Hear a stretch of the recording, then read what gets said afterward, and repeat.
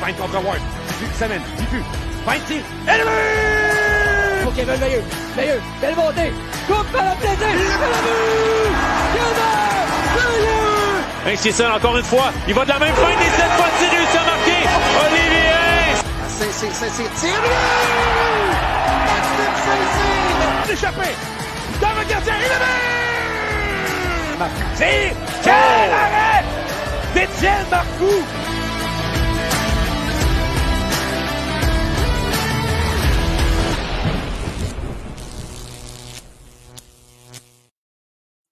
Bonsoir, mesdames et messieurs. Bienvenue à la source LNH, le balado officiel de la Ligue nord-américaine de hockey.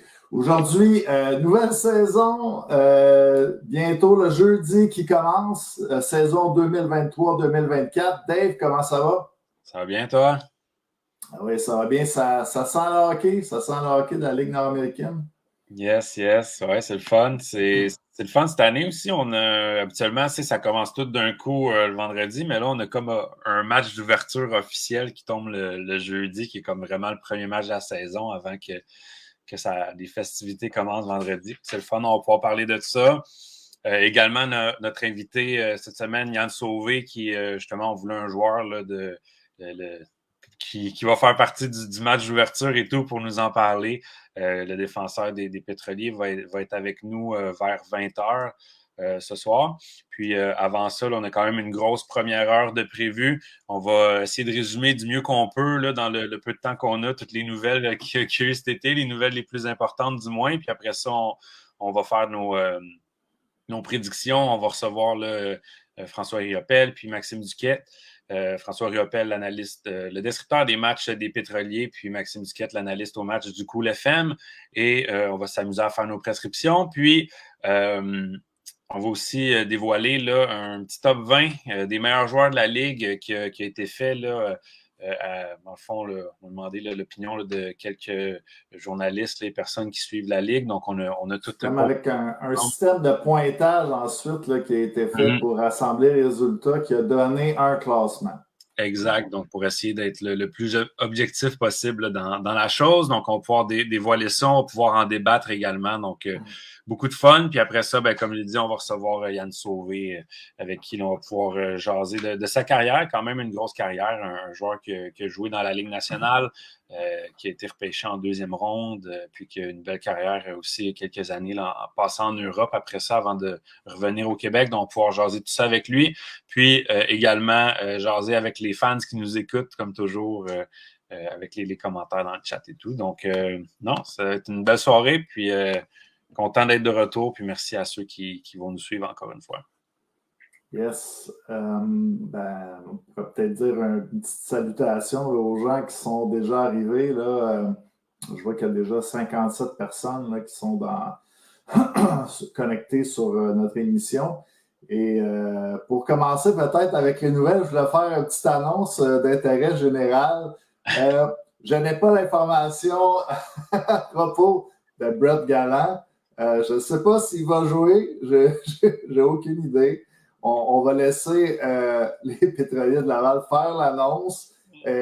Demandez-moi le pas demain, je ne sais pas. Je ne sais pas non plus sur Alex Gallant, puis Brad Gallant, puis la famille Gallant. Donc, ça a été dit. Faites le message à vos amis là, qui ont pas se le faire demander juste pour ne pas se le faire demander dans le chat. puis on a quand même vécu la même chose l'année dernière avec Mirasti puis avec McMorrow l'année d'avant. À chaque semaine, puis le shérif, quand est-ce qu'il arrive? Ça fait jaser. Les rumeurs, ça anime les discussions là, dans les différents groupes de fans, mais ouais, on n'a pas de nouvelles là-dessus. Donc, Il y a eu quelques signatures dans les derniers jours. On va peut-être pas résumer l'été tout de suite, là, mais peut-être juste les signatures dans les derniers jours, Dave. Ouais, quand même. Ben, il y a quand même, je veux dire, on parlait de Brett Galland, mais Laval ont quand même annoncé une très, très, très, très grosse signature hier. Émile Poirier qui joue à Laval. On se rappelle, Laval qui avait misé gros sur Émile Poirier dans la transaction. Dans le fond, c'était le joueur qui avait eu 1-contre-1 de Jonquière dans la transaction qui avait envoyé Patrick Bordelot à Jonquière l'année dernière. Puis dès cette année, bien, on pu le mettre sous contrat. Donc, on a déjà annoncé qu'il va être à la pratique cette semaine puis qu'il va être de l'alignement partant dans le premier match de la saison jeudi. Donc, pour ceux qui ne connaîtraient pas Émile Poirier, bien, c'en est un autre joueur maintenant de la Ligue nord-américaine qui a eu la chance là, de jouer dans la Ligue nationale, un ancien choix de première ronde des Flames de Calgary. Puis, également, dans le fond, qui a joué là, beaucoup dans la Ligue américaine, qui a joué dans les grosses ligues en Europe aussi. Ce n'est pas seulement un joueur qui a joué dans la nationale, il a quand même joué dans la KHL, dans la plus haute ligue en Suède, dans la plus haute ligue en Allemagne. Donc, vraiment juste touché aux plus grosses ligues pratiquement là, qui se font sur la planète Terre, dans le fond. Puis il revient ouais, ben, c'est quand même ça. Puis, on parle quand même d'un gars qui... V'là 5, ben en fait, la saison COVID. Dans le fond, la saison qui avait comme arrêté avec le COVID, 2019-2020, ça fait quoi? Ça fait 3 ans de ça. C'est un joueur qui était à temps plein dans la Ligue américaine dans ce temps-là, puis un joueur qui jouait dans la KHL, je pense, l'année dernière ou l'autre d'avant. Donc, tu sais, c'est pas un joueur qui a joué dans ces niveaux-là il y a 10 ans puis qui revient au Québec. C'est quand même un joueur qui a touché à ces niveaux-là dans les dernières années très récemment. Donc, j'ai hâte de voir ce que ça peut faire. On a vu ce que ça a fait. Nathan Larose qui est arrivé, lui, c'est un joueur qui avait joué dans la Ligue américaine l'année d'avant, qui est arrivé dans la Ligue nord-américaine. Donc, on a vu ce que ça a donné. Fait, en tout cas, hâte de voir ce que ça va donner à Laval. Ça risque d'être... il risque de pouvoir donner tout un show puis faire beaucoup de points cette année à Laval. Exact. Aujourd'hui, il y a eu la signature de Samuel Lévesque chez les 3L. Oui, puis je pense que c'est une signature qui va faire plaisir. C'est un favori de la foule à Rivière-du-Loup. Puis dans les dernières années, c'est un gars, on se le faisait pour. On parlait de Brett Galland puis de McMurray, tout ça. On se faisait poser aussi souvent à Samuel Lévesque parce qu'il arrivait tout le temps, il finissait tout le temps par signer, mais plus au mois de janvier environ, il arrivait vers la fin de la saison. Là, on l'annonce directement au début de la saison. Puis je pense que du côté de Rivière-du-Loup, ça met en valeur quand même très bien ce qu'on fait de l'engouement qu'il y a là-bas puis ce qu'on a fait pendant cet été parce que autant lui qu'un autre joueur qu'on a signé la semaine dernière, Yannick Asselin, qu'on n'était pas sûr s'il allait revenir, c'est des joueurs que ce qu'on nous a dit, c'est qu'ils ont vu l'alignement qu'il allait avoir cette année. On a vu que l'engouement qu'il y a là-bas, l'équipe, l'optimisme qu'il y a là-bas. Puis, ça fait que on a envie de participer à ça. On a envie de faire partie de la saison que les 3L vont avoir parce que ça risque d'être une belle saison. Également, pour les avoir vus jouer en match pré-saison à Sorel, ils ont quand même des très, très bons joueurs, très bons nouveaux éléments qui vont être le fun à voir. Fait que je pense que ça fait partie de cette renaissance-là des 3L. Puis même, on a déjà eu, c'est un match pré-saison, puis on a déjà eu une foule au-dessus de 1000 personnes à Rivière-du-Loup dans le seul match pré-saison qu'il y a eu la semaine dernière. Je pense que, je ne sais pas, la dernière fois que j'ai vu ça lors d'un match pré-saison là-bas. Là, c'est une foule, à peu près quasiment moyenne de matchs de saison régulière qu'ils ont eu pour le match pré-saison. Donc, en tout cas, j'ai hâte de voir ce que ça va donner lors du match d'ouverture en fin de semaine, mais je pense que c'est... Avec la fin de saison positive et puis les joueurs qu'on est allés chercher cet été, je pense que ça a probablement soulevé un bon engouement. Oui, puis tu sais, on va sûrement peut-être en parler tantôt dans les prédictions, mais Olivier Mathieu qui a 6 buts en 3 matchs en match pré-saison, je pense que c'est de bon augure, là, lui, puis il formait un trio avec Maxime Saint-Cyr puis Loïc Marcotte, il cassait tout en pré-saison. Est-ce que ça va se transporter dans la saison? On va voir, mais je pense que c'est un bon temps pour être fan des 3L. Ouais. Sinon, d'autres nouvelles dans les derniers jours, Dave? Dans les derniers jours, il y a eu les matchs pré-saison, il y a eu des belles réussites, il y a eu des matchs à Pont-Rouge, à Montmagny, ça a été des belles réussites dans les matchs pré-saison. Sinon, peut-être plus une nouvelle qu'on a eue, je dirais, début, milieu d'été, mais je voulais parler aussi de l'entente qu'il y a eu pour l'Arena Laval. On le sait, ça a quand même été un gros point d'interrogation à la fin de la saison. On a finalement arrivé à une entente, mais non seulement une entente, disons, pour cette saison, mais on a annoncé qu'on avait un deal de 5 ans. Donc, je pense que c'est quand même très encourageant de savoir qu'il n'y aura pas de... Il y aura plus de questions à se poser à la fin des 4-5 prochaines saisons. On le sait que les pétroliers vont pouvoir évoluer à Laval, au Colisée de Laval. Donc, je pense que c'est une bonne nouvelle pour la Ligue, pour les fans de Laval. Donc, je pense que c'était une des grosses nouvelles qu'il y avait eu aussi là, pendant la saison morte. Et on pourrait dire aussi, on pourrait ajouter la nomination d'un nouveau directeur général, Jesse Girard aussi, qui a eu lieu cet été. Ça aussi, ça a été annoncé. Donc, je pense que on n'a pas entendu parler beaucoup. Je pense que c'est une bonne chose aussi. De ce qu'on a pu comprendre, Jesse Girard, il va vouloir, dans le fond, travailler, pas être devant les projecteurs, faire la job plus en retrait, mais mettre de l'ordre dans la ligue pour vraiment raffermir les structures, s'assurer que ces équipes qui sont là pour rester longtemps. Puis ensuite de ça, je pense qu'il a dit de ne pas aller chercher une nouvelle équipe pour aller chercher une nouvelle équipe, mais de s'assurer d'avoir les bonnes bases solides le plus possible. Puis ensuite de ça, tranquillement, pas vite, prendre l'expansion que la Ligue peut prendre. Donc, non, je pense que on va laisser la chance aux coureurs, comme on dit, mais j'ai hâte de voir ce que ça va donner. Puis, le processus d'embauche a été aussi quand même assez long. Il y a eu beaucoup d'entrevues, tout ça. Je pense que les propriétaires ont en fait une décision, là, disons, très réfléchie là, quand ils ont décidé de nommer Jesse Girard. Donc, probablement, là, à mesure que la saison va progresser, on va peut-être un petit peu plus voir l'empreinte de Jesse Girard là, sur la LNH. Je vois un petit commentaire là, dans le chat. Maxime Veilleux aussi qui nous dit que la dernière signature du Cool FM, Benjamin Lagarde. Oui, donc Benjamin Lagarde qui a été acquis dans le repêchage de dissolution des bâtisseurs, avait connu une belle saison recrue dans la Ligue américaine l'année dernière, 1 point par match à peu près. Avait décidé avait signé en France cette année. Je ne suis pas dans la vie personnelle de Benjamin Lagarde, mais il est revenu au Québec il y a quelques semaines, je pense, après son petit séjour en France. Puis il appartenait au Cool FM de Saint-Georges, donc c'est rapporté au Cool FM. Donc, je pense que le Cool FM ne manqueront pas de munitions en attaque cette saison, là, surtout avec l'arrivée de Lagarde qui va rajouter de la profondeur là, encore plus là-bas. Yes. Puis peut-être une dernière nouvelle en terminant, Dave. Je suis déçu un petit peu, là, je ne vois plus ton corps là, avec les fleurs. Un nouveau background pour David. Donc, on l'applaudit tout le monde, bien sûr. Merci. Ouais, j'ai maintenant mon bureau comme un grand garçon. Good. Dire adieu, Carl. Quoique, on avait fait une émission spéciale pour le bâtisseur quand il y avait la dissolution. Je pense que j'étais déjà dans mon nouveau bureau. Donc, mais cette saison, ça va être ça.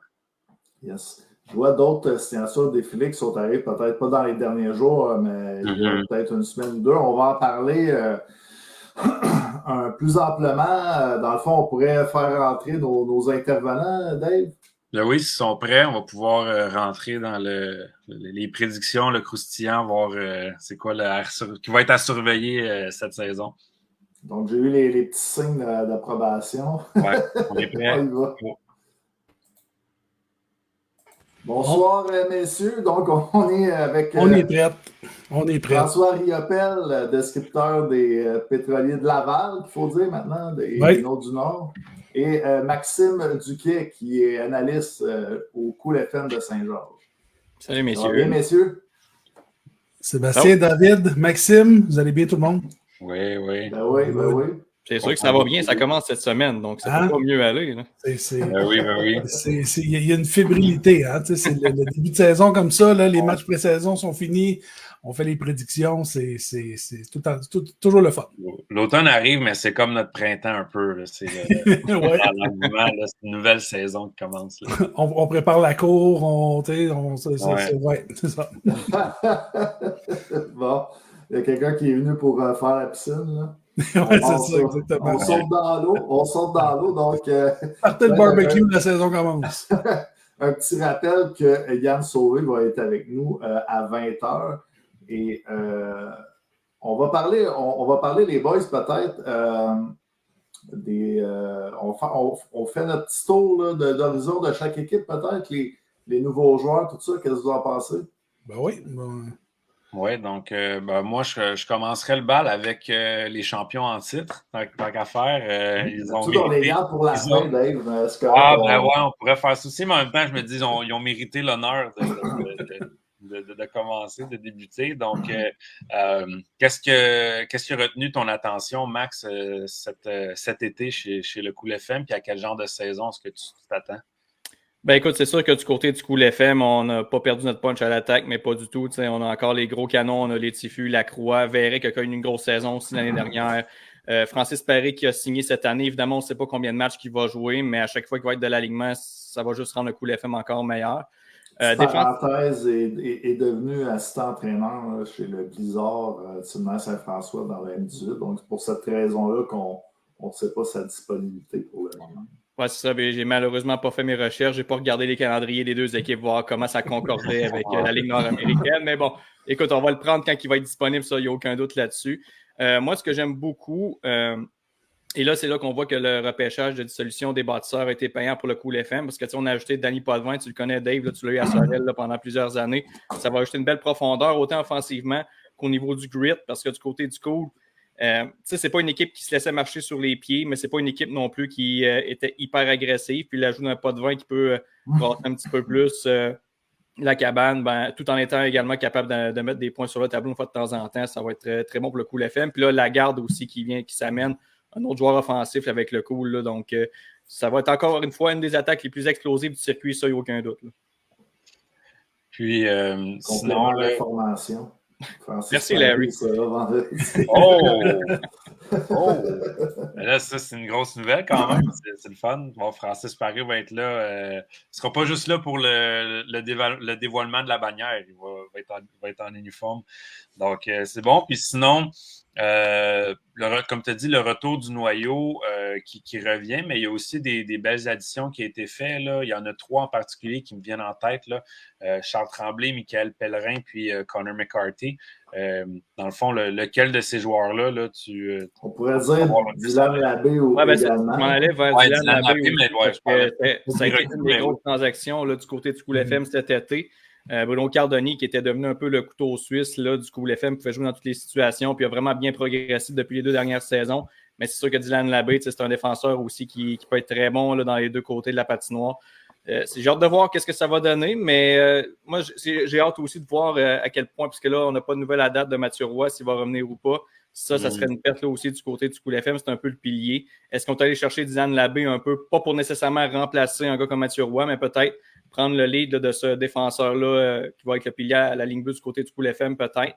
Mais ça va être encore une défensive intéressante à suivre. Tu as également ajouté le nom de McCarthy, qui est un défenseur format géant. J'ai hâte de le voir aller. Malheureusement, je n'ai pas pu le voir là, durant le camp en tant que tel. Quand je m'étais présenté au camp du Cool FM, il n'était pas là, des entraînements et tout ça. Mais évidemment, c'est un défenseur, de ce que j'ai entendu dire, c'est un défenseur qui est capable aussi d'avoir un bon lancer. C'est un défenseur de format géant, comme j'ai mentionné. J'ai hâte de voir aussi s'il peut également jouer la carte de la robustesse aussi avec son gros gabarit, parce que ça aussi, c'est une chose du côté du Cool FM. On n'avait pas une défensive hyper robuste non plus. Donc, si McCarthy peut aller ajouter cette dose de robustesse-là, en plus de Labbé également qui est capable de le faire, ça va être bénéfique évidemment pour le Cool FM. Puis devant le filet, on va miser encore une fois sur le même duo qui a été très bon la saison dernière. Donc, à ce niveau-là, il n'y a pas eu de changement. Donc, on poursuit la bonne vieille tradition avec Auger et Girard. Moi, je vais rajouter, tu as parlé de Charles Tremblay tantôt, David. Non, c'est pas pour ceux qui se demandent, c'est pas le même Charles Tremblay qui joue à Sorel. Moi, j'ai connu Charles à son passage Junior 3A à Longueuil. Je pense qu'il a fait une saison à Sherbrooke dans le junior majeur. Après ça, il a fait une saison junior 2A au Saguenay. C'est un gars du Saguenay. Et par la suite, ça mène junior 3A avec le Collège français de Longueuil. Saison de 100 points, des prix, plein de récompenses. Et ça, si je me souviens, c'était la saison COVID, la saison qui avait été arrêtée du COVID, mais quand même, là, ça avait été toute une saison pour lui. Tout un joueur, je pense, une belle addition pour le Cool FM. Il va bien, je pense qu'il va bien marcher avec Maxime Chagnon. Ils n'ont pas joué ensemble, mais c'est deux anciens du Collège français aussi. Donc, j'ai hâte de voir. C'est deux joueurs qui ont été à la même école, comme on dit. Donc, ça va. Je pense que ça va être une belle addition pour Saint-Georges. Puis moi, j'ai hâte de voir, parce qu'effectivement, le Charles Tremblay, on parlait de profondeur. Faire attention. Excusez. Mais moi, il y a une question que je voulais poser à Maxime, parce que la plus grosse perte peut-être de Saint-Georges pendant la saison morte, ça ne sera peut-être pas fait sur la glace, ça va peut-être être fait derrière le banc. Saint-Georges qui perd Serge Forcier, qui avait été l'entraîneur de l'année, qu'on a vanté ses mérites, puis c'était mérité, là, mais qu'on a vanté ses mérites, à quel point c'était un fin tacticien, puis c'est lui vraiment qui a mis les bases de l'équipe en place, un peu donné une identité et tout pour justement faire la progression des dernières années qui a mené à la Coupe de Saint-Georges. Comment est-ce que tu vois ça, le fait de ne plus avoir Serge Forcier, puis de le remplacer par Dominique Lapensée, qui n'est peut-être pas le même genre d'entraîneur que Serge Forcier? Ben écoute, c'est sûr que du côté de Serge Forcier, c'est une grosse perte pour le Cool FM, là, comme tu as mentionné, entraîneur de l'année et tout ça.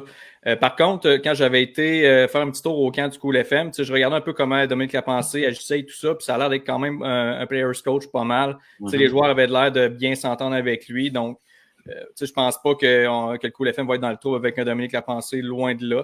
Maintenant, est-ce qu'il va être capable de mettre ses limites et tout ça, parce que là, oui, dans le camp, c'est le fun, là, tout le monde, ça va bien, on commence à jouer au hockey, mais dans les moments plus difficiles, est-ce qu'il va être capable de prendre plus le contrôle? Ça, on verra bien là, durant la saison, mais jusqu'à maintenant, a de l'air vraiment terre à terre, a de l'air de prendre son rôle au sérieux. Il sait qu'il y a des grosses bottines à remplacer, c'est parce que Serge Forcier, comme on l'a mentionné, c'est un entraîneur vraiment excellent. Mais non, honnêtement, je ne suis pas vraiment inquiet de ce côté-là. Je pense que ça va bien cadrer là, avec le Cool FM actuellement. C'est sûr qu'on va le voir plus au courant de la saison, mais présentement, j'ai pas d'inquiétude du tout là, avec Dominique Lapensée. Là. Parfait. Donc, hâte de quelque voir. Chose à ajouter, François? Non, je pense que tout a pas mal été dit là-dessus. Je pense que le Cool FM va être j'ai l'impression que ils vont chèrement défendre leur coupe verdure. Ça va être, je pense qu'on, je pense que vous l'avez dit là, je pense que je vais répéter un peu, mais l'ajout de Benjamin Lagarde, l'ajout des joueurs qu'on a vu un peu partout, le duo de gardiens qui demeure le même, je pense que c'est un bon noyau auquel se sont ajoutées certaines choses. Ça va être une équipe à surveiller. Je pense que du côté du coup, on entre vraiment dans les belles années. Dans les dernières années, ça a été plus difficile. On n'a pas eu des saisons vraiment super incroyables, mais là, on commence là, à avoir la lumière au bout du tunnel. Bon, ça a très bien commencé avec le championnat l'an dernier, mais je pense qu'on a encore de très belles années aussi à venir avec les joueurs qu'on a actuellement et ceux qui s'en viennent. Tu as mentionné un Charles Tremblay, Lagarde qui va être là aussi.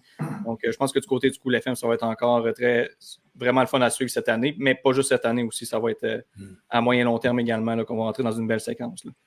On parlait aussi des ajouts à la défense. Là, puis dans le texte de la Ligue nord-américaine qui a été publié hier, on parlait justement du nombre là, qu'on avait en surplus peut-être en ce moment.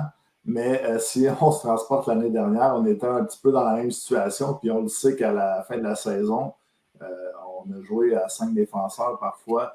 Jonathan Ferland aussi qui a fait des petits tours à la défense. Donc, cette année, on va essayer de se croiser les doigts sur les blessures, mais des fois, on n'a jamais trop de défenseurs.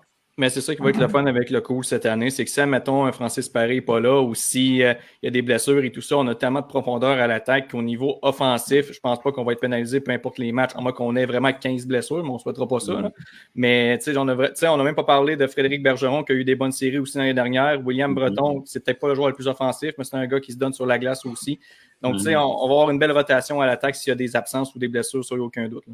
Et aussi à mentionner pour les équipes qui sont profondes à l'attaque, on avait le 20e joueur pendant les séries, mais maintenant, il y a un nouveau règlement qui fait que c'est 20e joueur à l'année longue, donc on peut jouer à 4 lignes complètes si on veut. Vraiment, là, si on a de la profondeur à l'attaque, on peut vraiment l'exploiter en ayant 3 lignes vraiment complètes d'attaque, puis mettons une ligne peut-être plus de grit, là, comme on dit, mais je pense que pour des clubs justement qui sont très profonds à l'attaque, ça va être un règlement qui risque d'être profitable. Donc, on pourrait parler maintenant de la rivalité, l'Assurantia de Thetford, qui était l'autre équipe finaliste. Yes. Quoi retenir là, de l'été de l'Assurantia, les boys? Maxime, peut-être en premier? Ben écoute, moi j'ai l'impression qu'on va revoir un peu l'Assurantia d'il y a 2-3 ans avec Étienne Marcoux. Ça va ressembler pas mal à ça. Ça va être encore une équipe très dominante cette année. Puis en plus, on ajoute Yannick Riendo aussi à l'attaque. Entre autres, il y a aussi un autre dont le nom m'échappe, le Mario Valérie Trabucco, qui lui aussi a eu des belles stats offensives un peu partout où il est passé. Donc, si on disait, je me rappelle les boys, quand on faisait notre preview des séries pour la finale, on disait que c'était un peu l'attaque du Cool FM contre la défense de l'Assurantia. Mais là, l'Assurantia va s'emmener avec une pas pire attaque aussi, surtout avec Alexandre Goulet qui devrait être là en année longue aussi vers la saison. Donc, non, du côté de l'Assurantia, je pense que ça va être une des équipes qui va lutter encore une fois pour le sommet du classement, sur aucun doute. Maintenant, on est profond pas mal partout. On a à l'attaque, on a encore de la belle profondeur. En défensive, on a échangé Dylan Labbé qui n'a pas beaucoup joué l'année passée pour un Bruno Cardoni, puis je le répète, là, ça a été probablement le meilleur défenseur du Cool FM l'année dernière, puis même il y a 2 ans. Très belle progression dans son cas. Donc, on ajoute ça en plus. Puis devant le filet, on ajoute Étienne Marcoux. Donc, pour vrai, je ne vois pas vraiment de faiblesse là, du côté de l'Assurantia encore une fois cette année. Marcoux et Cadorette, c'était probablement le meilleur. Je me souviens là, de le 2 ans, la Coupe en 2021. 2022. En 2022, c'était probablement le meilleur duo de gardiens dans la Ligue depuis longtemps. Le fait qu'ils vont revenir ensemble. Puis bon, on ajoute Francis Leclerc. Je ne sais pas s'ils vont fonctionner à 3 ou pas, mais ça va être quand même assez. Je pense que ça va être ça va être très. Je ne veux pas dire pas dangereux, ça va être très, très difficile de faire des points contre eux autres. Puis le noyau est quand même resté semblable. Là. Oui, il y a eu les ajouts, il y a eu Riendo, il y a Trabucco et Denis, mais pour le reste, oui, c'est ça, Riendo. Le reste, c'est pas mal l'équipe qu'on connaît. Moi, je les ai vus vendredi il y a 2 semaines, quand il y a eu les matchs, le match en concours à Laval. C'est l'équipe. J'ai reconnu l'Assurantia qu'on voyait depuis quelques années. Puis oui, ça s'est terminé 3-0 pour Laval, sauf que il y avait on a quand même vu beaucoup on a vu des attaques, on a vu des choses que quand on va arriver en saison, plus la saison va avancer, je pense que ça va. Il y a une chimie qui est encore là entre les joueurs et je pense que ça va être encore là une équipe à surveiller cette année. Oui, je pense que ça résume pas mal ça. On réussit à aller rechercher le meilleur joueur qu'on avait perdu il y a 1 an à cause de l'arrivée des bâtisseurs. On vient de le rechercher. Moi, j'ai juste hâte de voir, connaissant Bobby Barry et ses tendances, d'avoir 3 gardiens, c'est peut-être pas quelque chose qui l'affectionne. Donc, je pense que, puis tu sais, Bobby Barry, d'après moi, on va attendre 2-3 semaines, voir quelles équipes ont peut-être des faiblesses au niveau des gardiens. Puis d'après moi, le téléphone va peut-être se mettre à sonner. Peut-être ça va être à suivre au début de la saison, mais c'est sûr que le dossier à suivre. Va encore être dans. Je serais très surpris. On fera des petites prédictions si on veut se mouiller tantôt, mais je serais très surpris que l'Assurantia ne finisse pas encore dans le haut du classement. Good. Donc, on va y aller maintenant. Là. On a une demande. Parler des éperviers de Sorel-Tracy. Dave va être content. Oui, les éperviers de Sorel-Tracy, je pense que ça fait longtemps que je suis Sorel là, depuis que je travaille un peu pour l'équipe. Maintenant, je ne suis plus vraiment pour l'équipe, je suis un petit peu plus, disons, pour la Ligue, mais depuis 2012-2013, l'année dernière, je pense que je ne me trompe pas si je dis que ça a été peut-être l'année la plus difficile des éperviers. Ça faisait 3-4 ans qu'à chaque année, on perdait des joueurs. À un moment donné, c'est difficile de maintenir un niveau de succès quand à chaque année, il y a des retraites, il y a des gros morceaux qui partent. C'est dur de reconstruire quelque chose. Cette année, au moins, pour la première fois depuis X nombre d'années, il n'y a pas de joueurs qui sont partis. On a juste rajouté des nouveaux joueurs. D'après moi, ça va aider des gens partant. Je pense que on ne devrait pas se fier là-dessus pour bâtir une équipe, mais je pense que la dissolution des bâtisseurs va quand même être arrivée à point pour les éperviers d'aller chercher un défenseur qui peut jouer 25 minutes par match en Simon Denis Pépin et un joueur qui est capable de marquer des buts en Guillaume Gauthier, qui a d'ailleurs marqué un très, très beau but à Rivière-du-Loup en pré-saison la semaine dernière. Donc, je pense que ça va aider. On a aussi allé chercher Mathieu Ayotte, qui est quand même un joueur qui avait maintenu dans ses dernières saisons juniors un point par match environ. Donc, quand même, une bonne touche offensive. Fait que je pense que ça va aider. Kevin Auger aussi, qui vient des bâtisseurs, là, qui risque de déranger l'autre équipe aussi. Mais c'est sûr que le plus gros ajout, c'est Philippe Desrosiers. Des gardiens de but avec disons, ce genre de pédigré-là, c'est quand même assez rare qu'on en voit débarquer dans la Ligue nord-américaine. Là, un choix de deuxième ronde, un gardien qui a gagné le trophée du meilleur gardien dans le hockey junior au complet au Canada, pas juste dans la Ligue junior majeure du Québec, quand il était à Rimouski. Donc, j'ai hâte de voir ce qu'il va faire. C'est un joueur qui... Quand Sorel l'ont repêché en 2020, je me rappelle, je le suivais, je me disais, ouais, c'est vraiment une longue shot. Parce que je sais qu'il est proche dans la vie de tous les jours d'André Bouvet-Morissette, fait que c'est pour ça que Sorel l'avait repêché, on ne sait jamais. Mais c'est quand même un joueur qui jouait encore pratiquement temps plein dans la Ligue américaine quand Sorel l'avait repêché, qui avait des bonnes statistiques. Puis là, je pense que c'est un joueur qui était très bon, mais il y avait toujours quelqu'un de plus haut que lui quand il arrivait. À Dallas, il a été bon quelques années, il n'a pas vraiment eu sa chance. Puis là, Jake Ottinger est arrivé, il ne faisait plus partie des plans. Même chose en Floride, était très bon, mais il y avait Chris Driedger qui se développait, puis Samuel Montembeault qui maintenant est un très bon gardien avec le Canadien qui était au-dessus de lui. Fait que tu sais, il n'a jamais pu percer à cause de ça, même s'il y avait des bonnes statistiques. Puis là, je pense que rendu à l'âge où il est, c'est peut-être une question de... On a un peu tiré la plug peut-être sur le rêve de jouer dans la Ligue nationale. Fait qu'on revient au bercail. Puis, heureusement pour Sorel, on a pu le signer. Puis, je veux pas que le sort de l'équipe tienne à un joueur, mais j'ai l'impression que... Ainsi va aller Philippe Desrosiers cette saison, ainsi vont aller les éperviers. C'est un peu l'impression que j'en ai. Fait que j'ai hâte de voir ça. Puis même Christian Deschamps, qui a toujours alterné ses gardiens, a déjà affirmé que Philippe Desrosiers serait le gardien partant pour la grande majorité des matchs cette saison. Donc, j'ai hâte de voir ce que ça va donner. Mais si on se fie à l'alignement de Sorel l'année dernière versus l'alignement cette année, il y a quand même une amélioration.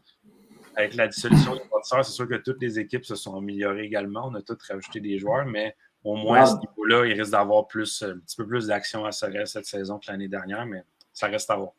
En début de saison, la blessure André Bouvet-Morissette, par contre, qui va contrecarrer quelques plans, peut-être. Oui, ben ça, je pense que ça va être une question de est-ce qu'il y a des joueurs, soit des nouveaux joueurs comme Ayotte ou Gauthier ou des Olivier Cahouette, des Jeffrey Durocher, ce genre de joueurs-là. Est-ce qu'il y a des joueurs qui vont, pardonnez-moi l'anglicisme, mais step up, puis prendre cette place-là, puis se développer, ou est-ce que saisir l'opportunité. Saisir l'opportunité, exact. Ou est-ce que Sorel va tirer de la patte offensivement jusqu'à temps qu'André Bouvet-Morissette revient probablement vers le mois de décembre? Je pense que ça aussi, ça va en jouer long sur les performances de Sorel cette année. David, est-ce que j'ai pas trop au courant, j'ai pas vu rien à ce sujet-là, mais est-ce que Marc-Olivier Mimard va jouer cette année ou parce que bon, il a été c'est lui qui a été dans la transaction avec Dominic Graham. Ouais. Est-ce que est-ce que c'est un joueur que les éperviers vont pouvoir compter dessus ou?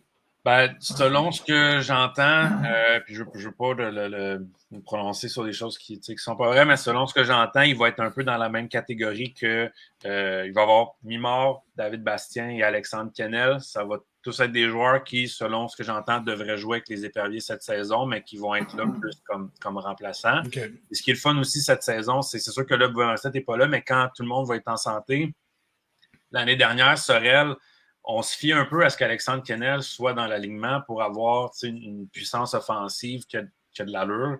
Mais là, au moins cette saison, avec les nouveaux ajouts, ça va plus être justement des ajouts quand ils vont être dans l'alignement, un peu comme Francis Paré à Saint-Georges, dans le sens qu'on n'aura pas besoin de Francis Paré pour avoir une bonne attaque toute l'année, mais que quand il va être là, ben, tant mieux, ça va être encore mieux.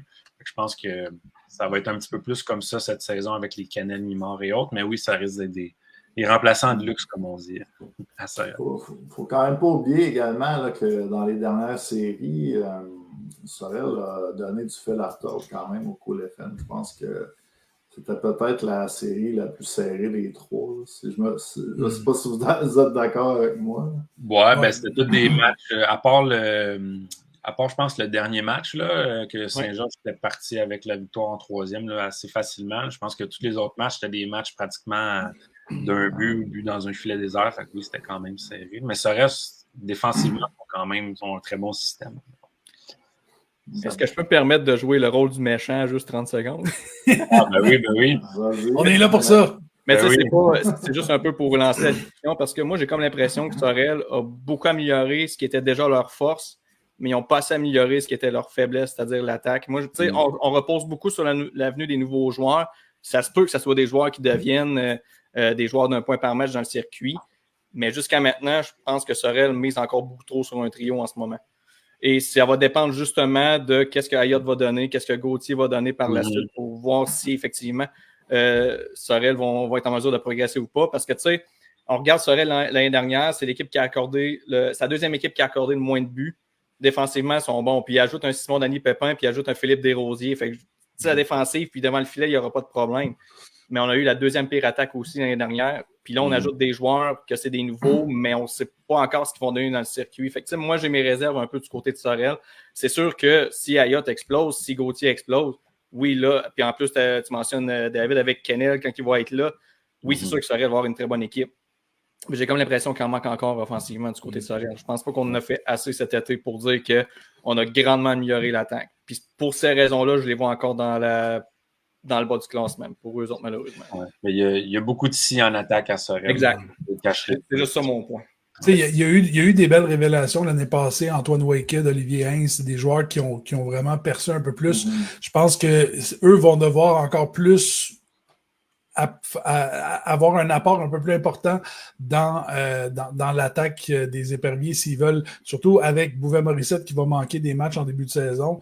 Je pense que ça va être là, ça va jouer. Les éléments de l'an dernier qui ont été parmi les meilleurs, il va falloir qu'ils soient encore meilleurs pour essayer d'avoir une chance de monter un peu plus. Je suis pas en désaccord avec Maxime là-dessus. Ça va être un peu plus difficile. Je dis pas que ça va être... Ils seront peut-être pas en fond de classement, mais ça va être un peu plus difficile. Il ne faut pas oublier aussi que Paquin-Boudreau a été blessé une dizaine de parties l'année dernière. Waked aussi. Waked aussi. Ouais. Puis, en même temps, toutes les équipes vont avoir des blessures. C'est dur de ça. Mais quand on a je rappelle qu'on a joué à 5 défenseurs à Saint-Georges à un certain moment. quand on a eu tout le monde en santé quand même avec les Kennel, puis les Bastiens qui étaient dans l'alignement, c'est un peu là que j'en viens que c'est peut-être l'équipe qu'on a de la misère un petit peu à s'attendre parce qu'on ne sait pas trop qui va être là, mais ça pourrait être une force comme ça pourrait être une équipe qui pourrait en arracher. Puis là, on parle aussi de la blessure à Bouvet-Morissette.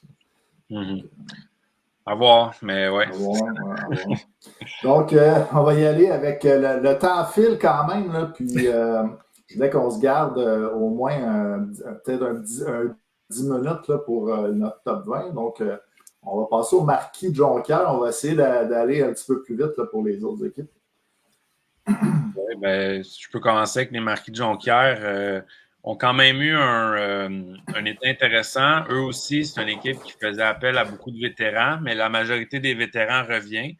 Puis, on est capable quand même d'ajouter des joueurs intéressants comme Jérôme Gravel à la défensive, ça va être intéressant.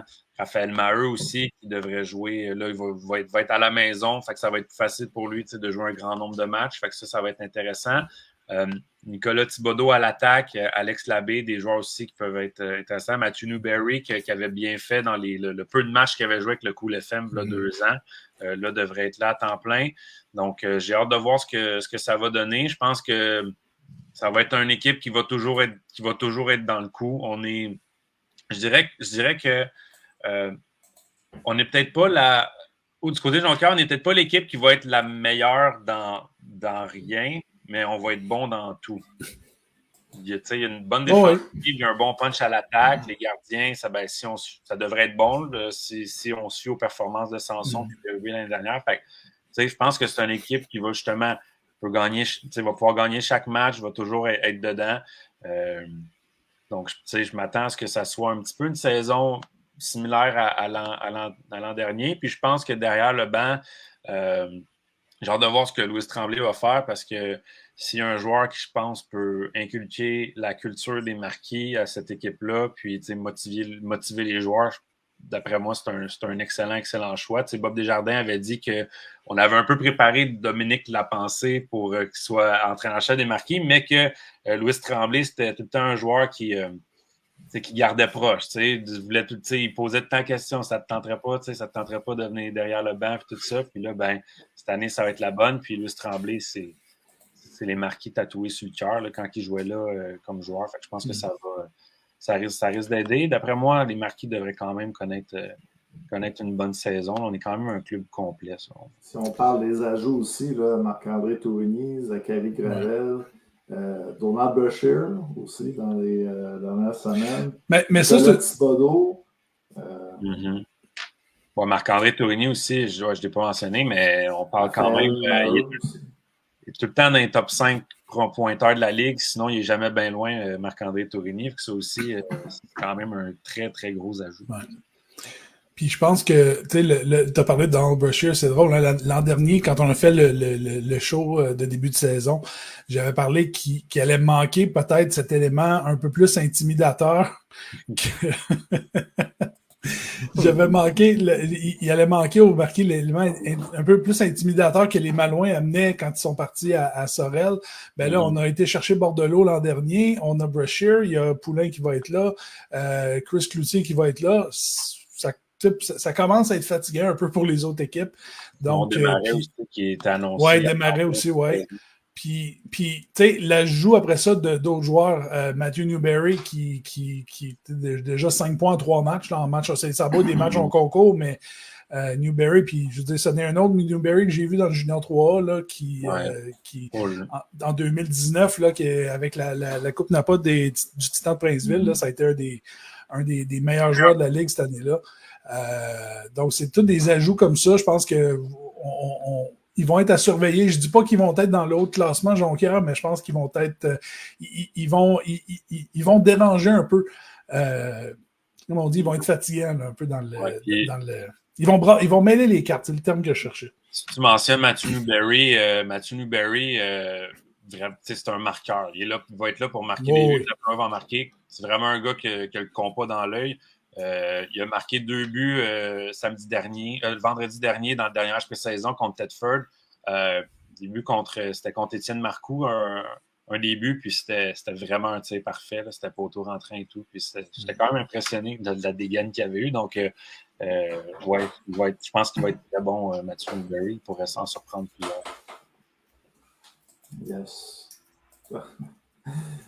Je vais juste mettre la petite un gars de pépé. Donc, on peut aller maintenant aux pétroliers de Laval. Yes. François, parle-nous des pétroliers. On parle beaucoup d'équipes. Je pense que c'est le thème un peu dans toutes les équipes de la Ligue cette année. On a gardé un noyau, on a réussi à rajouter des éléments. Les pétroliers, il y a des joueurs qui sont partis. Je pense à Nicolas Poulain, au gardien Martin Ouellette. Il y a eu Jordan Larose, je crois, qui ne revient pas. En tout cas, j'ai pas vu. Jordan Boucher, pardon, que j'ai pas revu. Mais Jean-Michel Daou également, qui est dans le Senior 3, je pense, ou en tout cas, je ne suis pas certain. Le Senior de l'Outaouais, je pense. LHSE à Vaudreuil. OK. Mais on a quand même, premièrement, on a gardé le noyau, surtout le noyau défensif qu'on avait, là, les Medley, les Larose, Yann Sauvé qui est invité tantôt. Ces éléments-là qu'on a gardés, qu'on a été chercher dans les dernières années, Je pense que ce noyau-là défensif va aider. L'avenue de Dominic Graham va aussi aider beaucoup devant le filet parce que je pense que ça va être... C'est un gardien un peu plus d'expérience que ce qu'on avait. Martin Ouellet, c'est un gardien, ça fait quelques années qu'il était là, mais il n'y avait pas autant d'expérience nécessairement. Je pense qu'il va compléter un bon... là, je ne suis pas 100% certain. Est-ce qu'on va avoir un trio peut-être avec Boutier puis Pagliarulo? Ça va être à valider, mais je pense que si c'est ces trois-là comme trio de gardiens, je pense que ça va être... je pense qu'on est en voiture côté défensif. Puis à l'attaque, ben écoute, à l'attaque, on a été chercher Mathieu Guertin, par exemple, qui va... puis juste pour revenir à la défense, parce que j'ai oublié, on a été rechercher Dominique Talbot-Tassé. Ça, c'est un morceau qui avait manqué l'an dernier. Lui qui était avec les bâtisseurs. Puis en parlant de défenseurs qui manquaient, Yann Sauvé, là, on en parlait, il était absent pendant les derniers matchs des séries. Ça a fait une grosse différence aussi.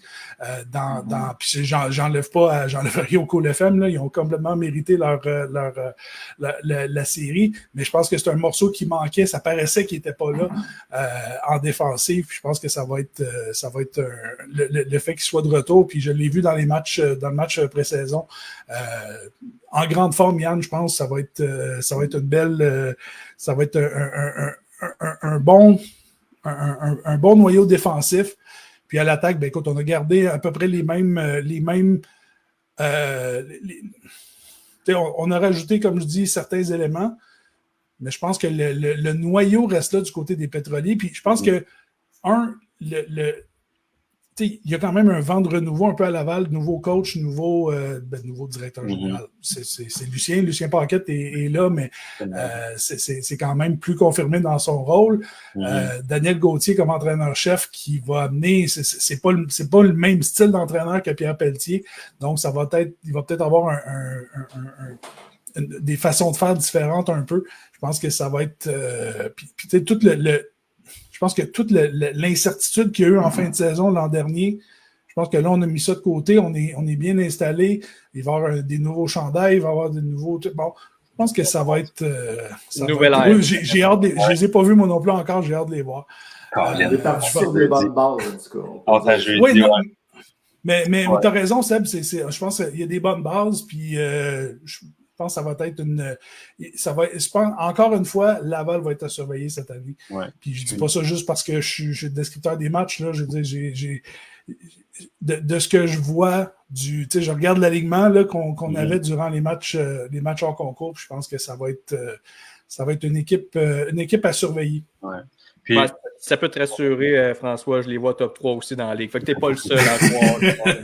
puis, parce que j'ai l'impression, il faut toujours que je le spécie, parce que j'ai l'impression que c'est facile de dire, mais tout c'est... Puis je pense que, juste une affaire que je veux rajouter rapidement sur Laval, je pense qu'un des points faibles l'année dernière, c'est que quand Danny Paquette n'était pas dans l'alignement, on n'était pas assez dérangeant. C'était carrément pas la même équipe. C'est ça, quand il n'était pas dans l'alignement, c'était pas facile là, parce que c'était quand même le club qui a fini premier au classement, mais je veux dire, physiquement, c'était pas la même game quand Paquette n'était pas là.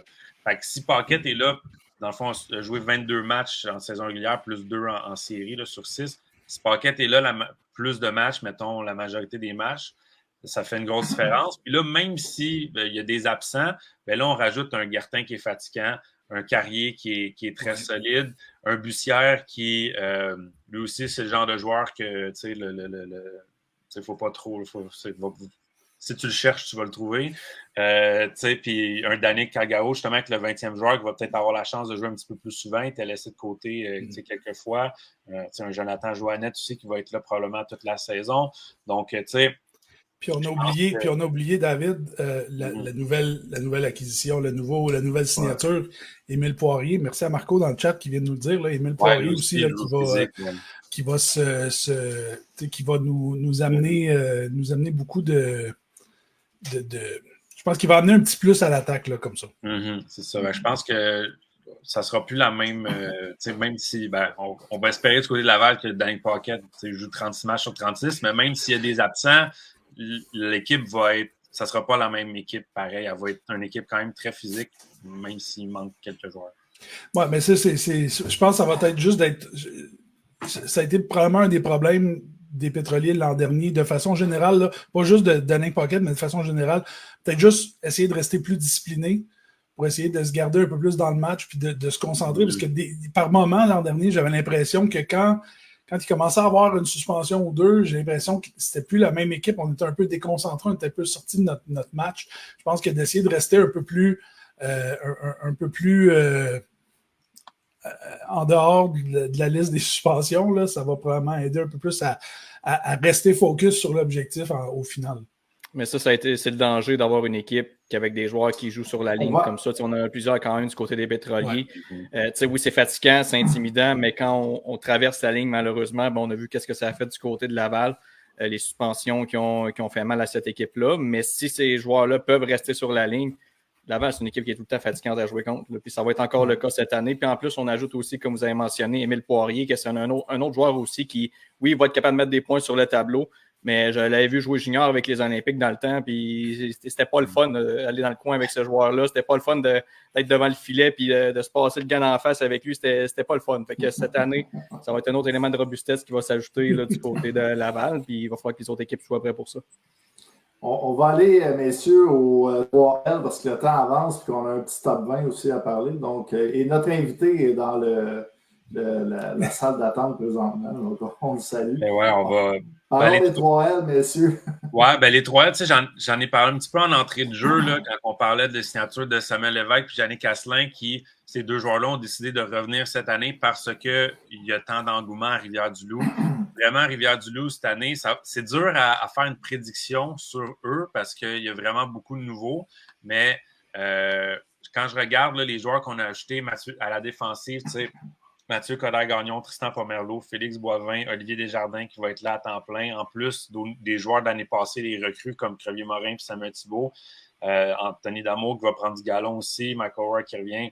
Je veux dire, on est très, très, très, très bien nantis en défensive. Puis même à l'attaque, on va rajouter des joueurs de plus qui, pour la mettre dedans, c'était notre difficulté, faire des buts l'année passée. On va chercher 2 marqueurs naturels, Maxime Guillon et Christophe Lalonde. Olivier Mathieu qui va jouer une saison complète. Nathan Ouellette qui va jouer une saison complète. Je pense vraiment que du côté de Rivière-du-Loup, on a tous les éléments pour vraiment être une des meilleures équipes de la Ligue cette saison. Est-ce qu'ils vont réussir à trouver la chimie ensemble et tout ça pour le faire? Mais je pense que ça va être une belle saison à Rivière-du-Loup, si je peux. Ouais, la chimie, c'est ça qui va être important quand tu as des nouveaux joueurs. C'est toujours ça l'intangible là-dedans, là, de dire est-ce que la chimie va prendre... Combien de temps ça va prendre avant que la chimie prenne? Mais, ce qui va aider, je pense, c'est que tu as déjà le noyau, tu as un duo en Maxime Saint-Cyr puis Loïc Marcotte qui était... qui faisait la pluie et le beau temps l'an dernier avec le 3L, malgré la saison qu'ils ont eue, mais là, on rajoute d'autres joueurs comme ça. Maxime Guillon, c'en est un qui va manquer au Pétrolier, ça, qui a fait quand même qui a eu une très bonne saison l'an dernier quand il s'est amené avec l'équipe. Ça va être, je pense que on va voir, moi j'ai l'impression qu'on va voir une belle progression du côté des 3L cette année. Moi, je les compare un petit peu, si on fait un parallèle avec la LNH, mais aux Canadiens. Je veux dire, les jeunes qui s'en viennent, on progresse. Puis cette année, je pense qu'on va avoir du beau hockey du côté de Rivière-du-Loup. Puis moi, j'adore vraiment l'avenue de Tristan Pomerleau. C'est un défenseur que j'ai adoré quand il était avec les Tigres de Victoriaville dans la LHJMQ. Moi, je pense que c'est un défenseur qui a le potentiel d'être un des studs dans la Ligue. Là, peut-être pas cette année, parce qu'évidemment, il va y avoir une période pour s'adapter et tout ça. Mais je pense que dans les prochaines années, ça va être un défenseur qu'on va adorer vraiment du côté de Rivière-du-Loup. De petites nouvelles de dernière minute, messieurs, avant d'aller à notre top 20. Les Marquis de Jonquière viennent d'envoyer un communiqué de presse comme quoi Jérémy Vigneault-Bélanger annonce sa retraite du hockey. Donc, on va aller maintenant au top 20 en 5 minutes. si on peut peut-être résumer, les boys, on a fait un classement top 20 avec 6 journalistes à travers la Ligue qui ont donné leur classement des 20 meilleurs joueurs de la LNH. Puis, il y a un système de pointage qui a été fait à travers ça pour faire un classement. Donc, je vais le montrer. Puis, après, on en discute. Donc, Étienne Marcoux, premier au classement. Maxime Saint-Cyr, deuxième. Danick Gauthier, 3e, Nathan Larose, 4e, Alexandre Goulet, 5e. Là, je ne vais pas toutes les nommer, mais on pourrait dire que notre invité, Yann Sauvé, qui se rapproche de l'écran pour bien voir les noms en ce moment de la salle d'attente. On peut t'aider, t'es 12e, Yann. Donc, messieurs, est-ce que vous voulez parler un petit peu de ce classement des 20 meilleurs joueurs? On va publier un article là, sur le site de la Ligue demain pour parler, faire un peu de discussion avec ça aussi chez les partisans. Oui, c'est toujours des trucs le fun à faire. Tu sais, ça fait jaser et tout. Je pense que c'est quand même, selon moi, une belle représentation. C'est un peu un consensus. On parlait, là, moi, ce qui me frappe aussi, c'est quand François parlait du duo de gardien à Thetford Mines. Quand tes deux gardiens sont dans le top 20 des meilleurs joueurs de la Ligue. Je pense que c'est les deux seuls gardiens dans la liste de ce que j'ai vu. Il y a 3 gardiens. Il y a 3 gardiens, OK. Marco premier, il y a j'ai vu Cadorette, Philippe Cadorette, puis Desrosiers. Puis Sébastien Auger. Ah ouais, Sébastien Auger. Donc 4 gardiens. Quand même audacieux de mettre Philippe Desrosiers dans le classement. Ouais, ben David, est-ce que tu as quelque chose par rapport à ça? Je ne sais pas si son classement a été pris en compte, mais moi aussi, je l'ai mis dans mon top 20 parce que je pense que c'est juste une question de temps. Mais comme Dave a mentionné tantôt, avec tout le pedigree que Philippe Desrosiers a, honnêtement, il y a pas mal plus de chances que ça fonctionne que ça échoue du côté des Éperviers. Je pense que du côté de Desrosiers, ça va être un très bon gardien pour les années à venir, s'il reste évidemment à Sorel là, pendant plusieurs années. Mm-hmm. Moi, l'autre aussi qui m'intéresse, c'est quand même très, très, très bien placé, là, mais Alexandre Goulet au numéro 5, c'est drôle à dire qu'il pourrait être meilleur que 5, mais si on revoit l'Alexandre Goulet de v'là 2 ans, là, ça a été difficile parce qu'il a été blessé une bonne partie de l'année dernière, mais s'il est aussi dominant que v'là 2 ans, je pense qu'Alexandre Goulet pourrait peut-être être meilleur que 5e, parce que c'est un joueur qui a marqué 1 but par match à sa saison recrue, ça n'a pas de sens de faire 1 but par match, donc ça aussi, hâte de voir. Moi, il était plus haut sur ma liste. mais comment j'avais fait mon classement, moi, c'était un peu, je me suis laissé un peu influencer par le classement des équipes, le succès des équipes, le Cool FM, l'Assurantia, les Pétroliers en saison. Comme Yann Sauvé, je l'avais mis quand même assez haut sur ma liste, si vous entendez en ce moment. Mais pour premier, je pense que tu l'avais mis. Mais je l'avais mis très haut aussi parce qu'on a vu quand même l'impact que ça a eu. Tu en as parlé tantôt, Maxime, quand il y a eu ou François, quand il y a eu la blessure à Yann Sauvé, là, c'est un petit peu là que les choses ont commencé à moins bien aller à la fin de la saison.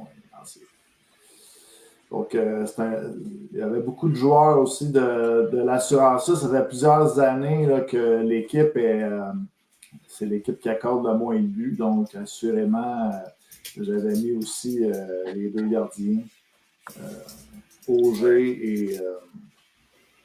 Pas le seul, mais ouais. Fait que pour ceux qui... c'est ça va être publié là, officiellement demain matin sur... le site de la Ligue et sur les réseaux sociaux. Fait que les gens vont pouvoir discuter. Là, je vois déjà dans le chat là, des classements qui. Faites vos classements, préparez vos classements là, puis pour les mettre dans les commentaires là, demain. Donc, sur ce, messieurs, on fait une prédiction. On faisait une prédiction de classement avant? Là? Prédiction vite, par exemple. Ben, moi c'est prêt, là, je peux vous le dire tout de suite. Moi, ça va être les 3 premières positions, ça va être extrêmement serré. Il va y avoir possiblement 1 point ou 2 là, entre chaque. Moi, probablement, j'ai Saint-Georges, Laval et Thetford. Suit ensuite Jonquière, Rivière-du-Loup et Sorel pour terminer. C'est un peu, en tout cas, c'est ce que j'ai présentement. Mm-hmm. Ben écoute, moi je vais pas m'éterniser parce que j'ai exactement le même classement, sauf que j'ai switché Laval et Thetford. Donc j'ai Thetford 2e puis j'ai Laval 3e. Pour le reste, c'est la même chose. Parfait. Puis moi j'ai Laval 1er, Thetford 2e, Saint-Georges 3e. Rivière-du-Loup, 4e. Puis, Jonquière. Oh, alright. T'as mis Sorel l'an dernier? Ben, mais tu sais, j'ai dit, selon moi, c'est ainsi va aller, Sorel ainsi va aller Philippe Desrosiers. Si Philippe Desrosiers devient le meilleur gardien de la Ligue cette année, style Étienne Marcoux, ou mieux, d'après moi, ils ne seront pas derniers. Mais le problème, c'est que c'est l'équipe qui a le plus de si à Sorel présentement. Parce qu'on a un gardien recru, même si c'est supposé être un gardien extraordinaire, c'est sa première saison dans la Ligue. Au niveau de l'attaque, on a fait des bons ajouts selon moi, mais est-ce qu'on va produire? Notre meilleur joueur va quand même manquer jusqu'au mois de décembre. Il ne faut pas se leurrer non plus. Là. André Morissette, c'est quand même de loin le meilleur joueur depuis qu'il est arrivé à Sorel, dans le fond, depuis 5 ans. Donc, non, c'est pour ça. Puis les autres équipes, c'est dur de trouver un peu des faiblesses, Mais par contre, si on peut pointer une chose, puis je vais faire juste une petite parenthèse là-dessus, mais c'est qu'à Sorel, on a un DG qui est actif quand ça ne marche pas. On l'a vu l'an dernier, ça marchait en début de saison. Ils ont emmené Charrette, ils ont emmené Kennel aussi. Donc, j'ai comme l'impression que justement, si on voit que les joueurs qu'on a amenés ne produisent pas au goût de Christian Deschênes, ben, il va sûrement essayer de bouger pour venir brasser les cartes un peu. Oui, tu sais, je n'ai pas de... C'est sûr, je lancerai jamais de rumeurs non fondées, mais je sais que même si la saison commence dans 2 jours, le travail de... En tout cas, Christian Deschênes travaille fort pour... je ne sais pas si ça va porter le fruit, mais je sais qu'il y a des trucs qu'on essaie de faire du côté de Sorel Tracy pour améliorer notre équipe. On va voir si ça va arriver ou pas, mais ça va dépendre de ces choses-là aussi. Quand je parle de si, ça aussi, ça n'est un. Moi, j'avais exactement le même classement que Dave, en fait. Tu veux-tu leur dire, Dave? Non. Il peut faire le top 5, mais sinon... C'est ça. Je l'ai décrit, je l'ai enregistré, on regardera ça à la fin de la saison. Ouais. C'est bon, parfait. Donc, je me trompe. Une affaire qui me rassure, c'est que quand je fais des prédictions en date depuis qu'on fait le podcast, je me trompe vraiment souvent. Je pratiquement jamais raison. Tu es en train d'évoquer la psychologie inversée, dans le fond. Tu dis que c'est vont finir 6e, mais ils vont être dans le top. C'est bon. François, tu restes avec nous un petit peu pour l'entrevue. Je pense que tu avais des choses peut-être aussi. Ben, moi, je vais vous laisser aller parce que moi, j'ai un match jeudi et j'ai de la préparation à faire pour la description sur TV LNH. Je vais rester, rester à l'écoute, mais je vous laisse là-dessus. Bonne saison à tous les auditeurs, puis au plaisir de se revoir sur le TV LNH.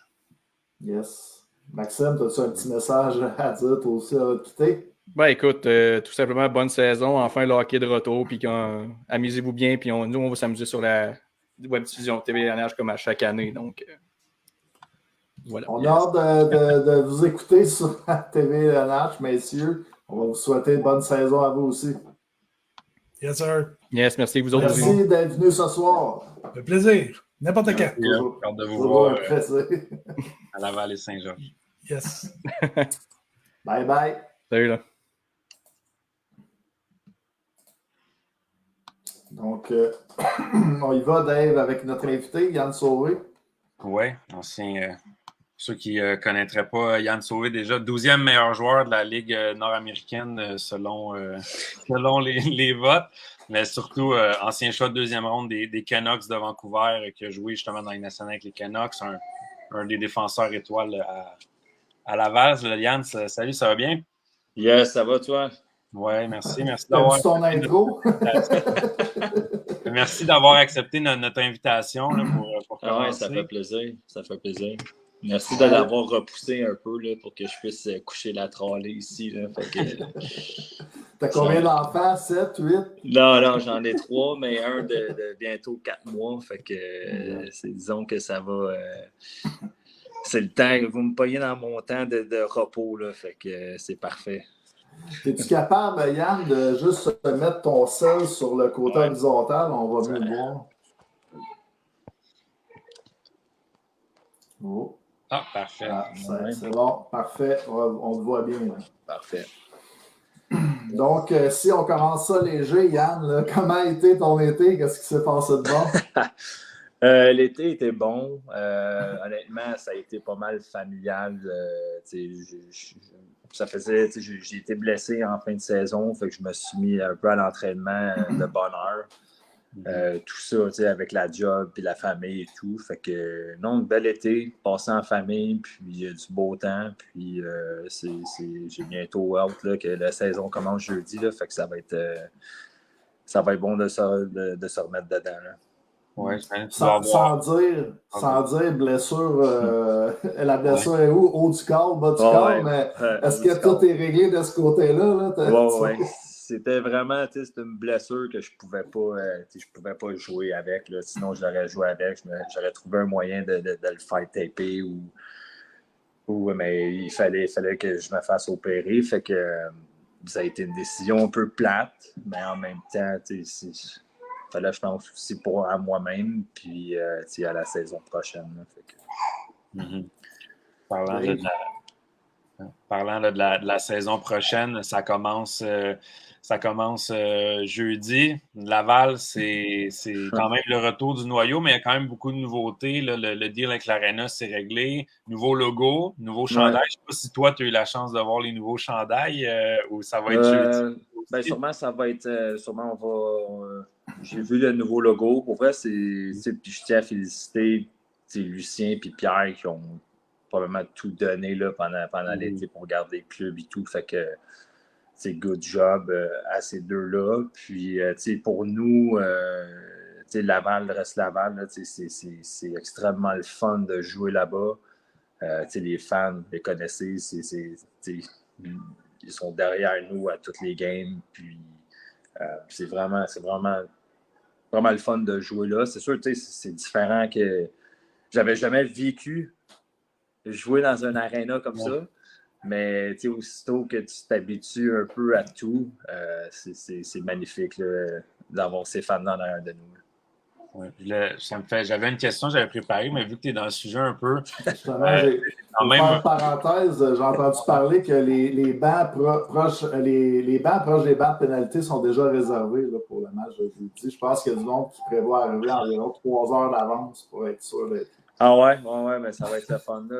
Ça va être. ça va être le fun de repartir la machine. Oui, puis, ça fait maintenant, tu es rendu un habitué de la Ligue nord-américaine, mais quand je faisais mes petites recherches, j'ai vu que, quand tu étais arrivé, c'est quand même un joueur, quand on a annoncé Yann Sauvé, c'est quand même un des gros pédigrés dans la Ligue, on va se le dire.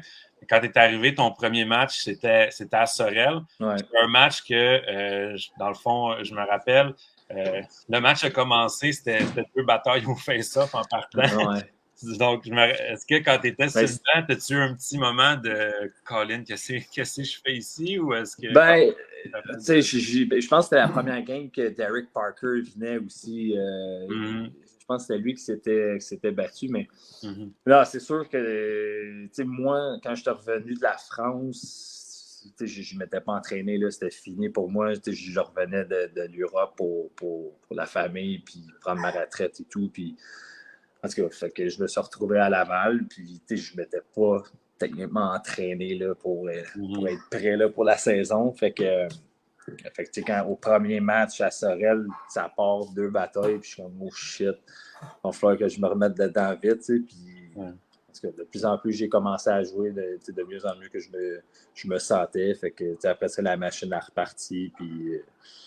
C'est fou, tu peux arrêter une semaine, puis c'est comme si tu avais perdu toutes tes skills puis toutes tes habiletés sur la glace, mais ça se reprend très vite. Là. Ouais. Puis après ça, maintenant, je pense que les fans de Laval, surtout les fans de la Ligue en général, mais surtout les fans de Laval sont contents que ils ont un peu adopté la Ligue nord-américaine, là, vu que tu es rendu à ta 3e saison. Là. Ouais.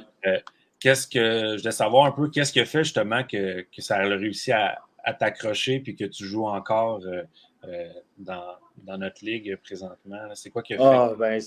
Honnêtement, j'étais tanné d'être sur le sofa le soir puis d'être il manquait un peu de challenge puis quand tu te retrouves un peu dans la transition de d'un joueur de hockey, puis tu switches au marché du travail, c'est quand même un gros clash. Fait que, tu sais, c'était le fun de repogner le beat, de jouer au hockey, de retrouver la gang, d'être challengé, tu sais, à jouer avec des gars d'un gros calibre. Puis, tu sais, la ligue, c'est plus la même ligue que c'était. Tu sais, les gars, si tu regardes à travers la ligue, les pedigrees qu'il y a en ce moment dans toutes les équipes, puis, tu sais, en plus que Montcalm ont fermé, tu sais, les équipes sont un peu toutes boostées. Fait que toutes les pedigrees, ça va être des méchantes bonnes saisons pour tout le monde. Puis, tu sais, la ligue fait juste, le calibre de la ligue fait juste augmenter à toutes les années. Fait que, tu sais, pour un gars qui revient de l'Europe, qui revient du pro, ou de la East Coast ou de la A, tu sais, revenir dans la ligue nord-américaine, c'est probablement la meilleure transition que tu peux avoir là, pour ta retraite. Là, Parlant du calibre de la ligue, je voulais savoir un peu, on l'a mentionné au début, mais trouves-tu que tu as été bien classé dans le top 20, 12e, d'être-tu satisfait en classement? Honnêtement, j'en ai aucune idée. Ça, c'est votre job de classer les joueurs et les équipes. Je pense qu'il y a énormément de bons joueurs. Je pense que ça va aller avec qui va soulever la coupe à la fin. Puis, un classement de joueurs, c'est comme je vous dis, c'est vous autres qui allez les faire. Mais pour moi, le 12e, ça me va, c'est bien parfait. Là. On va essayer de tomber top 5 d'ici la fin de l'année. C'est quand même un classement qui regroupe des défenseurs, des attaquants, des gardiens. C'est un petit peu dur à comparer aussi. Je pense que c'est plus pour le plaisir de... Ben oui, certain. Faire parler les gens. Exact. Donc, j'aimerais ça qu'on fasse un petit tour aussi de ta carrière. Tu as quand même connu une très belle carrière dans la Ligue nord-américaine. Parle-nous donc de ton passage à Saint John. C'était quoi un peu être... tu as joué pour les Sea Dogs toute ta carrière junior. Dans le fond, tu as seulement joué pour une équipe. C'était quoi un peu à l'âge que tu avais, être jeune, partir du Québec, aller vivre dans une autre province pour jouer au hockey là-bas? C'était quoi un peu ton expérience à Saint John? C'était une belle expérience. J'ai sorti first overall pour aller à Saint John. Deuxième année d'existence de l'équipe, on n'était vraiment pas bon. On a eu 3 choix de first pick. Il y avait Alex Grant, moi et Simon Després pendant 3 ans de temps. Ça montre que l'équipe n'était pas très bonne. On finissait tout le temps dans le bas du classement, mais par après, ça a commencé à bâtir le club, bâtir la franchise. Puis c'est devenu un peu la puissance de la Légion majeure du Québec pendant une couple d'années. Mais mon passage là-bas fut vraiment magnifique. Partir à 16 ans, aller au Nouveau-Brunswick à 10 heures de chez vous, quand tu es habitué d'être avec tout le temps tes parents puis ta famille, ça te met un peu dans le mood de t'exiler dans le pro et tout. Mais malgré tout, tu as quand même juste 16 ans. J'ai quand même été bien encadré. Mon développement junior, ça a été correct. Honnêtement, moi, je pense que j'ai pogné mon beat quand Gérard Galland puis Mike Kelly sont rentrés ma 4e année. À 19 ans, quand il y avait les Huberdeau, Yurko, Hoffman, Peterson, Cousineau, tous ces gars-là, Després, Boyer. On avait un méchant club, puis c'est là que j'ai pogné mon envol un peu pour le pro par après, là, avec l'expérience qu'ils m'ont donnée. Après ta 2e année junior, tu as été repêché en 2e ronde par les Canucks. Yes. Tu peux nous parler un petit peu de cette expérience-là? Comment? Est-ce qu'il y avait des clubs qui t'avaient approché un peu? C'est-tu une surprise? Ouais, dans le fond, j'avais eu le combine, j'avais parlé avec pas mal de clubs. J'étais classé, je ne m'en rappelle pas, je pense top 45, quelque chose comme ça. Puis je ne voulais pas me faire d'expectation ou d'attente. Il y avait vous dire que peut-être j'allais sortir première ronde, fin de première, aller, mettons, début de 2. Puis je pense que ça s'en allait vers Détroit. Je pense qu'ils choisissaient un des derniers, là, 30e ou quelque chose comme ça. Puis finalement, ça a passé. Je pense qu'ils ont repêché un goaler. Puis par après, c'était comme... Moi, je l'ai senti comme une déception, mais par après, la nuit a passé, puis la journée d'après, mais quand tu entends ton nom sortir, tu deviens blackout un peu. Tu t'en vas chercher ton chandail, tout ça passe tellement vite, puis t'es rendu, t'as un pied dans la porte. Puis t'arrives. Ouais, Vas-y, Dave. Ah, ben, juste t'arrives dans l'organisation de Vancouver quand même, quand c'était quand même encore des belles années à Vancouver dans ces années-là. Là, c'était encore l'ère Cédine. Je veux savoir tout d'abord, est-ce que quand tu t'es-tu déjà trompé entre Henrik et Daniel? Ben, honnêtement, nous, on les côtoyait seulement au camp. Puis un peu quand j'ai joué 8 games avec eux autres, mais je n'ai jamais été capable de les différencier. C'était trop similaire, les deux. Mais vraiment, là, des chic types, puis tous ces gars-là, Luongo, tout un peu les vieux de la vieille qu'il y avait là, puis qui étaient à Vancouver pendant des X nombre d'années, c'était tous des gentlemen. Ça, je regardais là, un peu ton Elite Prospect. Là, si on regarde ta première année pro, tu as quand même joué dans East Coast League, dans la Ligue américaine, puis 5 games aussi avec les Canucks. Quand même, première année mouvementée, là, tu t'es promené. Oui, ben dans le fond, quand ma première année, ma première année pro, en tout cas à Vancouver, j'étais allé 2 semaines avant, 1 semaine après le camp. 1 semaine avant le camp, j'ai traversé la rue à Vancouver, puis je me suis fait frapper par un SUV. Fait que dans plein milieu de Vancouver, downtown. Fait que là, ça a mis un peu un hold à ma première saison dans le pro. Fait que je me suis retrouvé à Victoria, dans East Coast.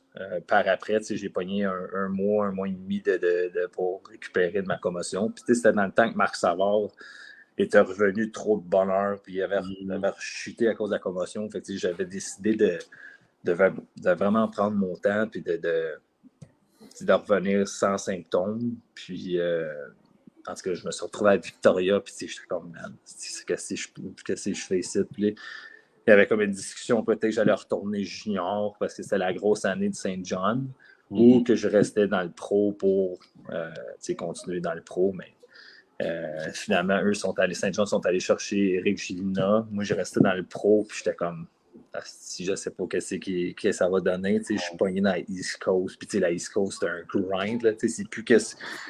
Présentement, c'est une belle ligue, mais je sais pas si vous avez entendu de la ligue, mais c'est vraiment un grind. Là. Fait que, il faut que tu pédales pour sortir de là. Puis, finalement, j'ai été capable de sortir. J'ai joué un petit peu à Winnipeg. Puis après ça, j'ai eu le call-up à Minnesota avec une couple de blessures qui se sont passées. Là. Fait que non, j'ai été, malgré tout, ça a été de la persévérance, là, puis de me rebâtir un peu la tête, puis le corps, la shape, puis me remettre dans le temps de 2-3 mois, me remettre en shape de niveau du pro. Puis c'était une bonne expérience. Tu as passé un peu par-dessus, mais tu t'as dit que tu t'es fait frapper par un auto. C'était quoi qui est arrivé? C'était disons que pas à la bonne place au bon moment. J'étais allé à la banque le matin à 9h30, une journée off, pas d'entraînement, puis j'ai traversé la rue très dans le town sur Granville, puis il y a un chauffeur qui m'a juste lutté complètement, puis je me suis ramassé en plein milieu de la rue, knock-out, je me suis réveillé dans l'ambulance. Réveillé dans l'ambulance, après ça fut réhabilitation là, de commotion. Ouais. Imagine si on avait été en 2023, on n'a plus besoin d'aller retirer de l'argent en banque. Non, c'est pas possible. Mais je serais peut-être pas à Laval, mais en tout cas. Ouais. C'est bon. Puis, quand on parle avec ton passage avec les Canucks, premièrement, je veux savoir, première game dans le show, c'est comment ça s'est passé? Raconte-nous un peu la journée que tu t'es fait call-up, puis c'est quoi tes souvenirs un peu là, de qu'est-ce que souvenirs, c'était mon cell avait plus de batterie. Fait que là, j'étais avec Eddie Lack et Chris Tanev en appartement. Puis là, finalement, eux, ils m'ont dit « Hey, check ton cell parce qu'il y a quelque chose, je pense que tu te fais caller up. Il y a quelqu'un qui essaie de t'appeler. » Fait que je plug mon cell, je reçois des textes qui rentrent quand la batterie est morte. Un appel et tout, puis c'est le GM qui me rappelle pour dire que hey, tu t'en vas à Minnesota le lendemain, fait que prépare tes affaires parce que tu pognes l'avion à mettons 7-8 heures le matin. Fait que monter là-bas, jouer la game. C'est comme je vous dis, ça passe tellement vite. J'essaie de me rappeler des souvenirs, des petits détails, mais... Y a-tu un Rocky Lab dans ce temps-là? Non. Honnêtement, la seule affaire que je me rappelle, je me rappelle beaucoup de choses, là, mais c'est quand même, ça s'est passé vite. Mais on était à Montréal. J'ai joué aussi à Montréal une game.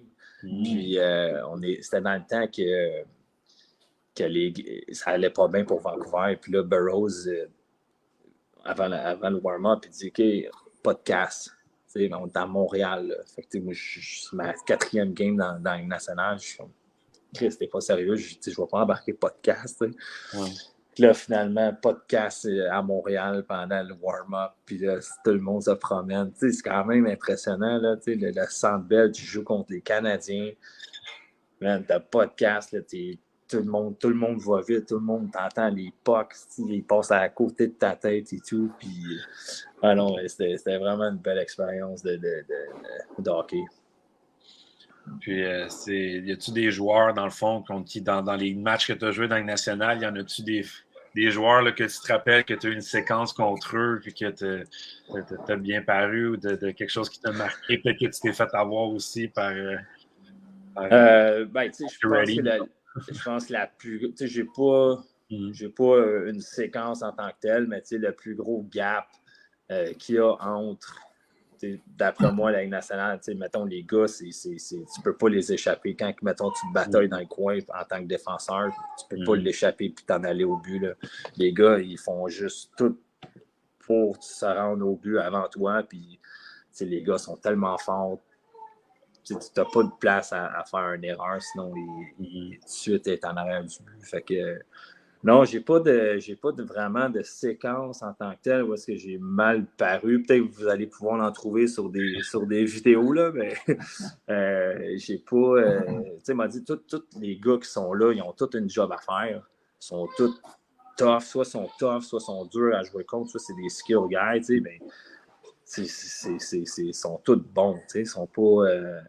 ils sont tous bons à leur rôle, puis c'est vraiment impressionnant. Tu ne peux pas prendre un chiffre off, sinon, surtout en tant que recrue, là, sinon tu te fais burner assez vite. Là. La question déguisée de Dave aussi, c'était un peu de est-ce que tu as une anecdote de ces années pro-là avec un joueur ou. Ça peut être d'une pratique aussi ou quelque chose. De quoi? Une anecdote de quoi? Une anecdote, mettons, avec ou même avec le club école, quelque chose qui. Sans glace ou. Ça peut être dans hors glace aussi. Ça peut être hors glace, quelque chose qui se raconte, là. Dans la Ligue nationale, je vais dire, j'ai pas d'anecdote en tant que telle. Peut-être pas que je me rappelle, mais j'ai joué en Russie. Avec Frank Paré, avec Francis Paré de Saint-Georges, puis tout ce qui... Nous autres, dans le fond, on partait de Zagreb. On jouait à Zagreb ensemble, puis quand on partait de Zagreb, on s'en allait à Moscou. Puis de Moscou, on pognait un private jet, mais russe. Mais tu sais, les avions, là, tout pétés. Tout en dedans était tout scrap. On embarquait là-dedans, on ne savait pas si on allait atterrir, on ne savait pas qu'est-ce qui allait se passer. Des fois, on avait peut-être de la misère à décoller. Fait, on se regardait tous dans l'avion. On dit OK, on va-tu survivre ce vol-là? On va-tu atterrir à notre destination? Mais, après ça, en tout cas, c'était une expérience assez folle là, de jouer, aller en Russie puis jouer avec le Zagreb. Là. Il y a un autre, parlant d'anecdote, tu peux peut-être que ça va t'en faire penser à une, mais tu as eu la chance de côtoyer un des personnages, je dirais, les plus colorés de la Ligue nationale de hockey. Oui, je suis là, je vais juste plugger mon sel. Ça a été tellement long avant que j'embarque, que j'ai quasiment plus de batterie. Nous, on avait trop de fun à faire nos prédictions. Mais, c'est ça. Tu as côtoyé un des personnages les plus colorés, là, je pense, de la Ligue. Quand tu as été rappelé le deuxième coup à Vancouver, le coach, c'était John Tortorella. Ouais. Le sort, c'était... Ben, tu sais, la première interaction avec lui? Ou, qu'est-ce que je vois? Tu sais, là, en tout cas, je suis plus bien hockey là, tant que ça, là, parce que j'ai plus accès à la manette de ma télé, là, mais j'écoute plus Sport 30 parce que les enfants écoutent leur affaire, mais je regardais il parlait du camp, il parlait des laps que lui, son camp un peu fou, là. Mais nous autres, on l'a fait, puis il m'a dit, là, ce gars-là, c'est une machine. Là. Je vais le plugger sur mon ordi, là, excusez. Là. Mais c'est une machine. Là. Lui, il arrive, il est quand même très intimidant. Puis tu es un jeune, tu sais pas trop dans quoi tu t'embarques, puis avec lui. Puis tout le monde parlait de son camp. Fait que pendant l'été, tu te prépares pour ça, parce que t'as quasiment la chienne là, de son camp. Fait que, mais tu sais, honnêtement, c'est le camp le plus dur que j'ai fait de ma vie. Il n'y a aucune.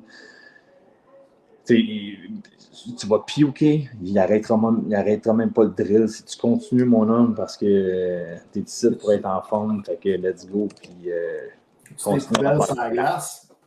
Ouais, les laps sur la glace, même à nous, on avait un. Je disais, y a-tu des poubelles sur la glace? Ah, ouais, il y a des poubelles, ben oui. Ouais, nous, je pense qu'à Vancouver, il y en avait, mais t'as pas le choix, honnêtement, c'est vraiment, vraiment tough. Mais ce gars-là, tu sais, quand j'ai été call-up à Détroit, c'était mon deuxième call-up, puis quand lui, John Tortorella, il s'est fait suspendre avec l'affaire de Bob Hartley, là, quand ils se sont pognés à Vancouver, il s'était fait suspendre. Puis mon call-up, de ce temps-là, c'était sa première game qui revenait. Fait que quand on a eu, lui, dans le fond, il avait tout regardé les games, soit à TV ou dans le press box, puis il avait noté tout, pendant 2 semaines de temps, il avait noté tout ce que les gars avaient mal fait. Fait que, au premier meeting qu'il y a eu, il rippait tout le monde. Un après un aux vidéos, puis tout ça. Il y avait tellement de choses à dire, mais il se dit, là, comme il rentrait d'un gars, puis des affaires que tu peux pas raconter, là, mais c'était vraiment comme wow. Mais j'ai tout le temps dit que ce gars-là, c'est le meilleur motivateur que j'ai vu, malgré qu'il est un peu, tout le monde pense qu'il est un peu fou, mais ce gars-là, il arrive dans la chambre, là, puis il est capable de trouver la façon de te motiver. En tout cas, moi, j'étais vraiment motivé quand je jouais pour lui, là, parce que j'avais pas trop le choix. Là. Peut-être d'autres personnes m'ont dit qu'il est un peu trop fou, mais moi, j'ai trouvé vraiment un bon motivateur. T'es en train de nous dire que le camp de Tortorella à Vancouver, c'était plus difficile que le camp des pétroliers à Laval? Ouais, un petit peu. Ouais, parce que pour vrai, Laval, on a l'opportunité de pratiquer à toutes les semaines. Fait que pour nous, c'est vraiment important d'embarquer sur la glace. Moi, j'ai pas touché à la glace l'été. Fait que de se remettre un petit peu dedans avant la saison, patiner, puis toucher à la glace, puis faire des passes voir les gars, c'était vraiment un plus pour nous. Là. Avant de... vas-y. Non, vas-y. Je voulais faire un peu le lien sur le début du camp d'entraînement, mais si tu avais d'autres choses. Au niveau de ta carrière, juste un autre truc que j'ai vu que je trouve que je veux te poser la question parce que je trouve intéressant. Tu as gagné une coupe en Allemagne. Ouais. Sauf que quand tu es arrivé avec le club, tu as joué un match de saison régulière avant de jouer dans les séries. Dans les statistiques, je ne sais pas ce qui s'est passé, mais tu as un match puis tu as 25 minutes de pénalité dans ce match. C'était vraiment un welcome, un bienvenue à Munich puis dans la Ligue allemande parce que ma première game, c'était à Bremenhaven. Puis j'ai tout fait le voyagement de Montréal. Je suis parti 2 jours après que mon petit soit né parce que en tout cas, il fallait que je me grouille pour partir pour aller jouer une game de playoff pour que je puisse avoir accès aux séries. Okay. Une game de saison, pour avoir accès aux séries. Puis j'arrive là-bas, je pogne un ice stick. Mais là-bas, ice stick, si le gars il saigne, t'es out. Ah. Fait que là, j'ai pogné 25 minutes, puis je suis sorti. J'ai joué une période, je pense, puis j'ai sorti. 25 minutes juste pour le high stick? Juste pour le high stick. Fait que j'ai été sorti de la game. J'ai fait peut-être 7-8 heures, même peut-être 10 heures de vol pour pogner un high stick en première période, puis me faire sortir de la game. C'était une belle expérience. Mais tu sais, honnêtement. Au moins, tu as pu faire les séries après, puis tu as gagné. Ouais, c'est une méchante belle expérience là-bas. Puis tu sais, cette ligue-là, je ne sais pas si vous l'avez suivi ou si vous avez le temps de le suivre ou vous êtes juste dans la ligue nord-américaine, là, mais c'est une méchante belle ligue. Il y a beaucoup de bons joueurs allemands qui jouent là, on dit qu'ils sont assez solides. Là. Ouais, ben c'est une des. Je ne sais pas en termes de ranking, là, mais dans les ligues en Europe, c'est pas mal tout le temps. Ouais. Mais ça devient, je pense que il y a plusieurs ligues qui commencent à prendre un petit peu de galon, mais pour vrai, c'est une des bonnes ligues en Europe. Ce que j'ai surtout entendu, c'est qu'en Allemagne, vraiment, les joueurs importés comptent vraiment beaucoup sur eux autres. Que si tu ne produis pas, ça prend pas de temps que tu n'es plus là. Mais je pense que ça y va avec un système de points. Est-ce que je ne suis pas trop un expert là-dedans, là, mais il faut, les gars qui signent, mettons, en Suisse ou même en Allemagne, il faut que tu produises. Là, disons que tu n'es pas un puck chipper puis tu vas aller jouer en Suisse pour une coupe de 100 000 de Suisse francs. Il faut que tu la mettes dedans puis il faut que tu produises. Sinon, je pense que tu es sorti de là. Je pensais que c'était un petit peu plus comme ça en Allemagne. Puis en Suisse, en Allemagne, en Suisse, je pense qu'en Suisse, tu as le droit. Puis, peut-être, je vais dire, je vais faire pas la bonne chose, mais en Suisse, je pense que tu as le droit à 3 importés ou 4 importés. Puis, en Allemagne, tu as peut-être le droit à 7-8. Okay. Fait que, tout dépendant dans la ligue que tu joues, je pense que tu as le droit à plus d'importés que d'autres. Nous autres, à Zagreb, dans KHL, je pense que c'était juste un club d'importés. C'était tous des gars. On était peut-être 4-5 Québécois. Là, mais les ligues en Europe, ça commence. Honnêtement, j'ai joué. Puis, il y a tout le temps le Champions League.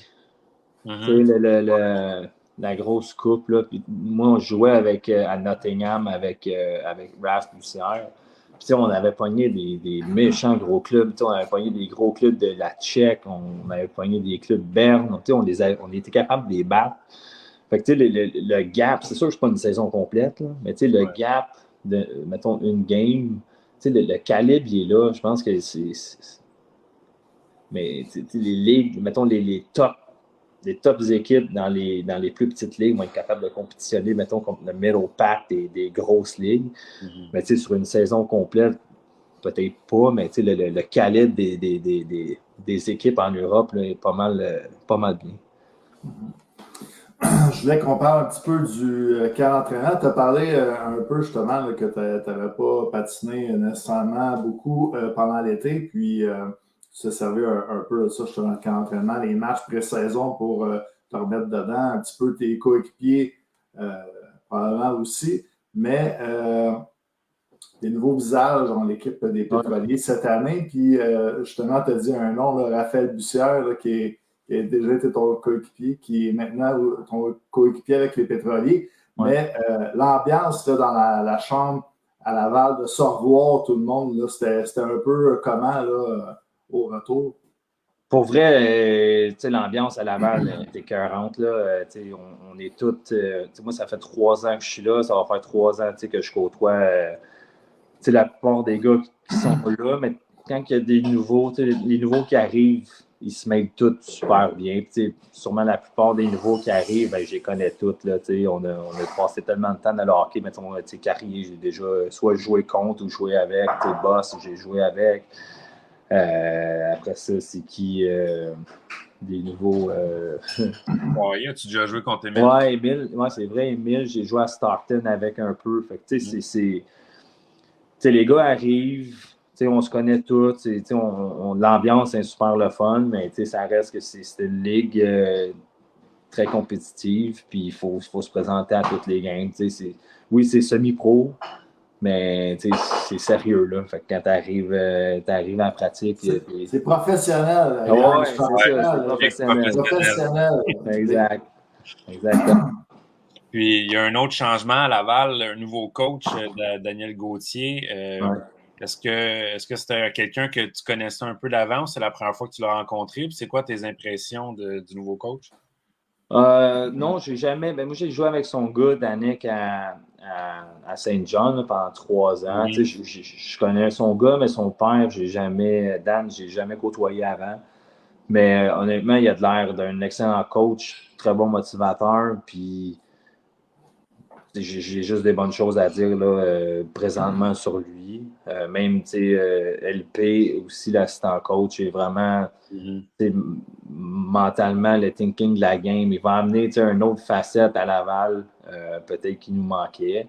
Puis Dan, il m'a dit, je pense qu'il va runner le ship assez solide. Puis on a d'affaires à bien performer. Puis pas à se traîner les pieds sur la glace là, parce que je pense qu'on va se le faire dire.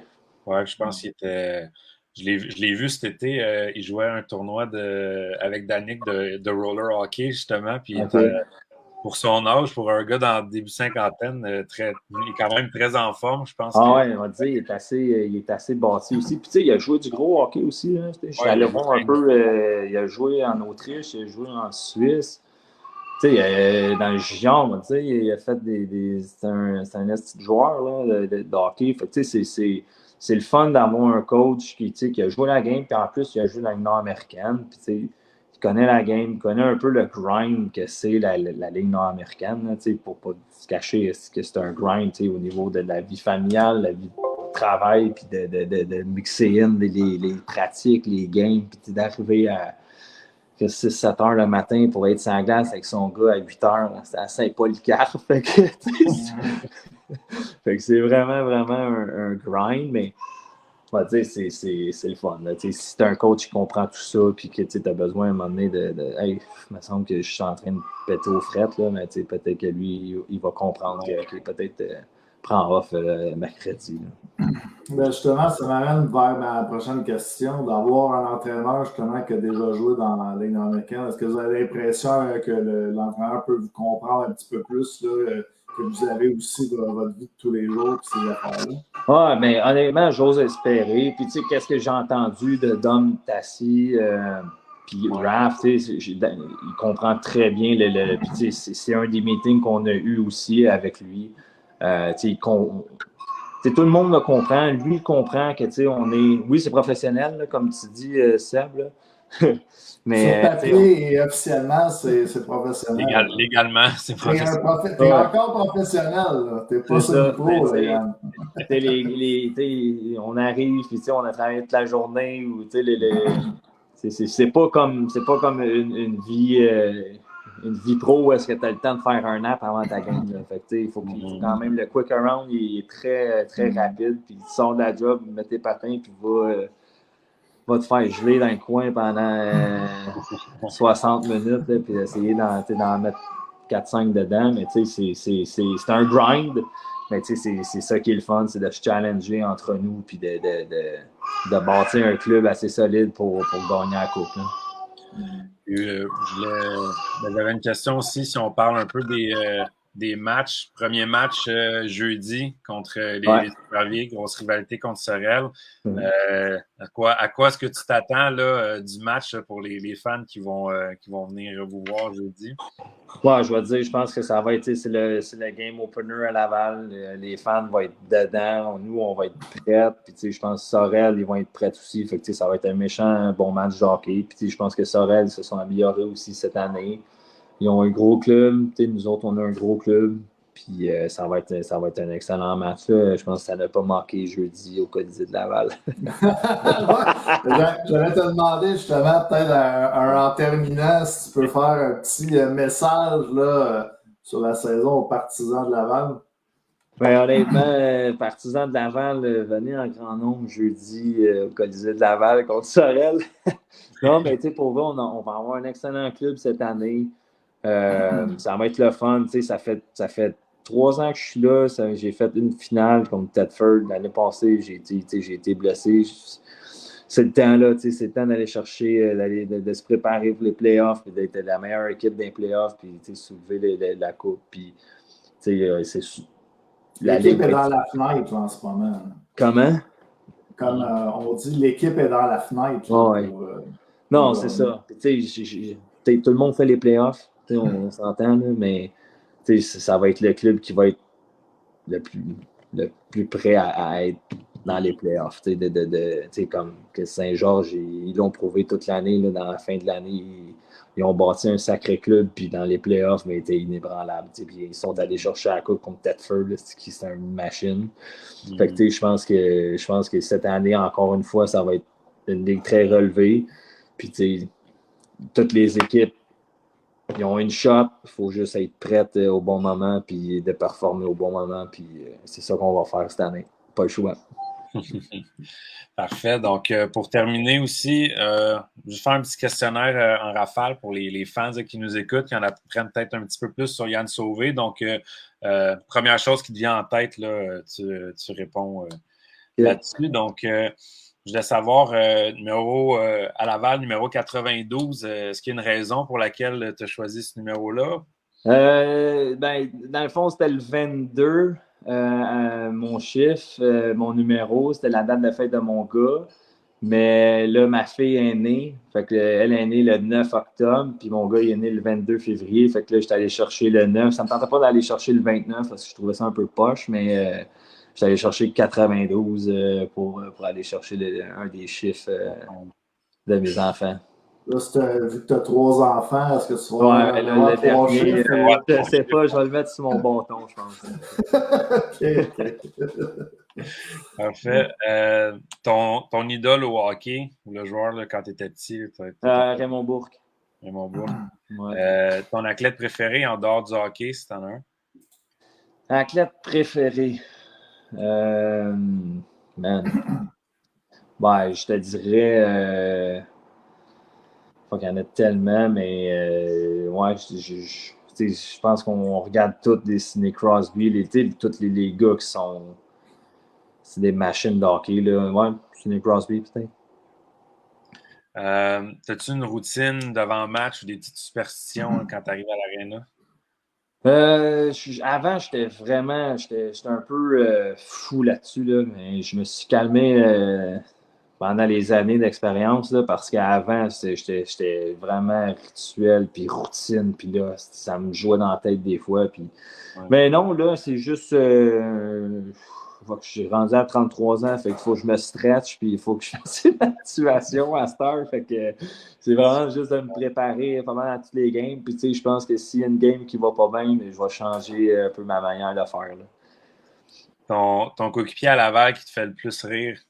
Medley, ouais. Ouais, Medley, puis Danick Paquette, ça fait extrêmement longtemps que je le connais, là, mais ouais, ces deux gars-là, là, on a tellement de fun ensemble. Là. En fait, selon toi, le meilleur joueur avec qui tu as eu la chance de jouer? Avec qui j'ai eu la chance de jouer, je te dirais Jonathan Huberdeau. J'ai joué avec, il avait 16 ans, puis il m'a dit la vision du jeu qu'il avait à 16 ans dans le junior. Je te dirais que c'est pas mal le gars que j'ai joué avec depuis solide. Ton meilleur souvenir jusqu'à présent dans la LNAH?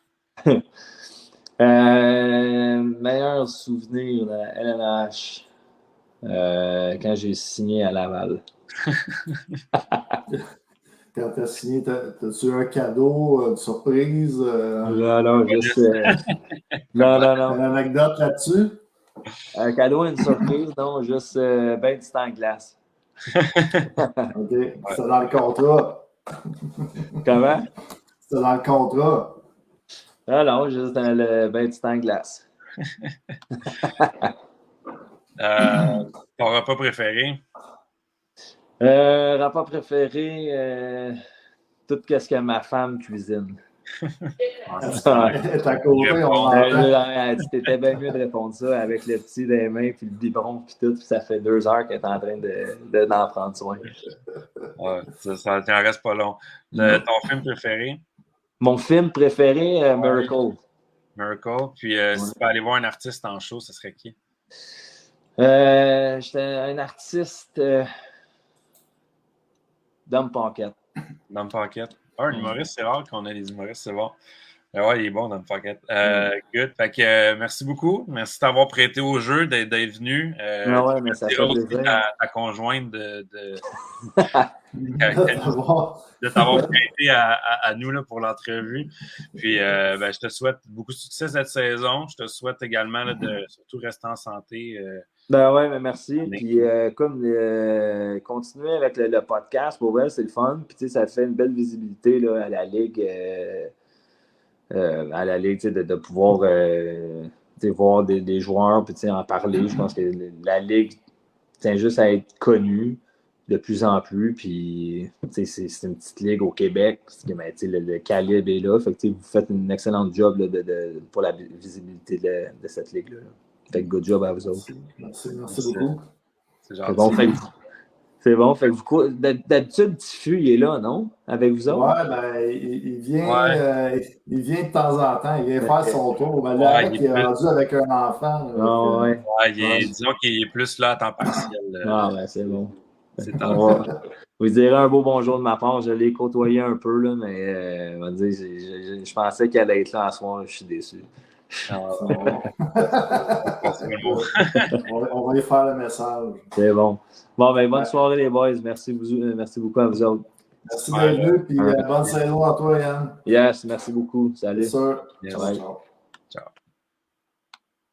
Good. Donc, merci à Yann Sauvé. Donc, les fans de Laval vont pouvoir le revoir. Ça fait longtemps que, depuis, je pense, fin janvier, début février, qu'il n'avait pas joué à cause de la blessure. Donc, il va enfin être en uniforme là, et en santé jeudi dans le match d'ouverture à Laval.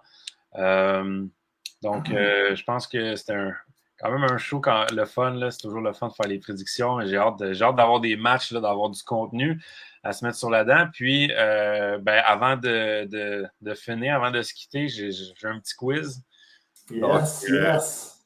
Yes. Donc, pour ceux qui nous écoutent encore, là, si vous voulez répondre au quiz, j'essaie toujours de m'inspirer un peu là, de ce qui se passe. Puis, la grosse nouvelle cette semaine, c'est que Émile Poirier a signé avec les Pétroliers de Laval.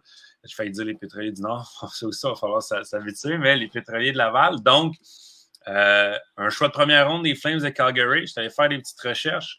Il y a 4 joueurs dans l'histoire de la Ligue qui ont été repêchés par les Flames de Calgary, qui ont gagné la Coupe dans la Ligue nord-américaine de hockey. Donc, quels joueurs qui ont été repêchés par Calgary ont gagné la Coupe dans la Ligue nord-américaine de hockey après être venus dans la Ligue? Donc, si il y en a dans le cadre pourrait se prêter au jeu. Là, c'est entre 2004 et 2023, les joueurs? Là? Depuis le début de la Ligue. Mais je dirais que tous les joueurs, c'est après 2004 qu'ils l'ont gagné. 2003-2004. C'est quand même... c'est un petit message aussi. Pas facile. Il y en a un... Je peux donner un indice. Il y en a un qui l'a gagné pas l'année passée, l'autre d'avant. Puis il y en a un autre qui l'a gagné en 2017. Ouais, c'est ça. Ouais. Je viens de voir Thomas Bellemare. Hein. Thomas Bellemare qui a été repêché par les Flames de Calgary, qui a gagné 2 coupes dans sa carrière, un à Pont-Rouge, à Thetford. Donc ça, c'en est un. Il y en a un des joueurs qui a son numéro retiré dans une des équipes de la Ligue également. Donc, un autre indice. Et un qui a été capitaine d'une des très bonnes équipes de la Ligue aussi, qui a gagné là, dans la dernière décennie. Un qui en a gagné 3, en fait. André Bouvet-Morissette, mais ça n'en est pas un. Non, André Bouvet-Morissette n'avait pas été repêché dans la Ligue nationale, même s'il a joué dans la Ligue, je pense qu'il s'est rendu dans la Ligue américaine. Donc,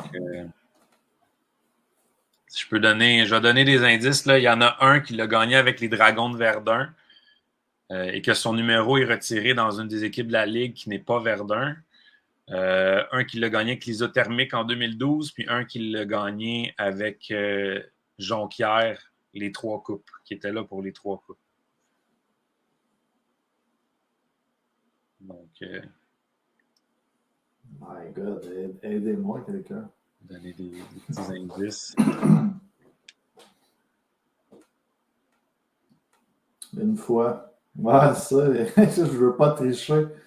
D'habitude, Félix Dallaire, je ne sais pas s'il triche, là, mais il n'est peut-être pas là à soir. D'habitude, David Saint-Pierre, François Péloquin. Donc David Saint-Pierre, ce n'est un. Donc, qui a gagné avec Verdun, qui a son numéro retiré à Sorel.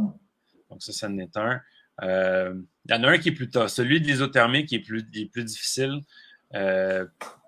Non, Benoît Gratton. Benoît Gratton qui avait été, si je ne me trompe pas, qui avait le Canadien. Oui, le Canadien ou les Nordiques. Oui, ça c'est bon. Stéphane Bailey. Par les Capitals qui avait été repêché, Benoît Gratton. Mais oui, Hugo Carpentier à Jonquière, qui a gagné 3 coupes, avait été repêché par les Flames de Calgary. Puis le dernier, c'est un petit peu plus dur, le dernier. Parce que il a joué quand même 4 saisons à Thetford Mines. Je dirais une saison complète et des moitiés de saison à Thetford Mines. C'est pas Michel Picard. Un joueur qui a joué dans la Ligue, a été repêché par les Flames, mais qui a joué dans la Ligue nationale 8 parties avec le Canadien de Montréal à la fin des années 90. C'est un défenseur. Donc, c'est un petit peu plus vieux. Là. Dans le fond, il avait joué dans les années 90 avec le Canadien. Si on donne... je le sais, je l'ai trouvé, je pense. Ouais. Mais c'est vraiment par les... Non, c'est pas par les Flames. Qui? C'est pas genre Yves Racine. Non, mais Yves Racine a joué pour les Flames, je pense, ou a été repêché pour les Flames, mais il n'a pas gagné la Coupe dans la Ligue américaine. Le joueur, c'est un très bon guess, mais le joueur, je vais Stéphane Caron qui l'a eu. Donc, je ne sais pas si on peut le mettre. Donc, c'est François Groslot qui avait été repêché par les Flames de Calgary en 2e ronde quand même. Il a joué avec le Canadien aussi. Ouais, donc, il a joué avec le Canadien, puis il avait joué avec les Isothermiques de Thetford Mines en 2012. Il avait gagné la Coupe avec eux. Donc, il doit être 2 qui l'avaient trouvé. Donc, David Saint-Pierre, François Groslot, Carpentier, Thomas Bellemare, les 4 réponses. Donc, les choix pêchage des Flames de Calgary. Est-ce que Émile Poirier va se joindre à ce groupe-là un jour? Seul l'avenir nous le dira. Mais j'ai hâte de voir ce que ça va donner avec Laval cette année. Là. C'est rare. Je veux dire, les choix de première ronde dans la Ligue américaine, il n'y en a pas eu beaucoup. Donc, c'est toujours le fun. Il n'y a qu'à penser à Sacha Pokolok, Alex Picard, Philippe Paradis. Donc, c'est quand même toujours des... Alex Bourret aussi qui avait joué à Cornwall. C'était bon à Cornwall. Ouais, mais là, comme je l'entends, Francis Fortin dit, lui, il est né en 1990. Là, fait que... Ouais. fallait faire appel un petit peu. On a des fans. À nos, la mémoire long terme, pas mal. Good. Mais c'était très intéressant comme première émission. Ça nous fait remettre dans le bain. Ouais, tranquillement pas vite. On se remet dedans, mais ouais, c'est le fun de refaire le podcast. Puis j'ai vraiment hâte là, d'avoir des vrais matchs là, à pouvoir regarder puis se mettre sous la table. On va voir peut-être quelques nouveautés. Là. C'était un format spécial aujourd'hui, vu que c'était début de saison, là, mais on aimerait faire pour les prochaines semaines une première période, deuxième période et troisième période qui se découperait bien là, également pour pouvoir mettre les clips sur LNH TV. Oui, exact. Donc, une période qui serait plus l'entrevue, qu'on parlerait des nouvelles de l'entrevue et puis un peu des parties. Review. Des parties, un retour sur le week-end. Un recap, les previews, oui. Le quiz en prolongation. Mais ouais, exact. Il va y avoir de prolongation aussi. Exactement. Fait que ça, on va là-dessus, essayer d'améliorer le show aussi. Puis, merci à tous ceux qui nous ont suivis. On a hâte de passer la saison avec vous. Puis, on va essayer de revenir aussi à 20h. Ça aussi. Comme d'habitude. Ouais. Exceptionnellement, c'était à 19h aujourd'hui. C'était pour aussi se donner une idée, peut-être faire un petit test.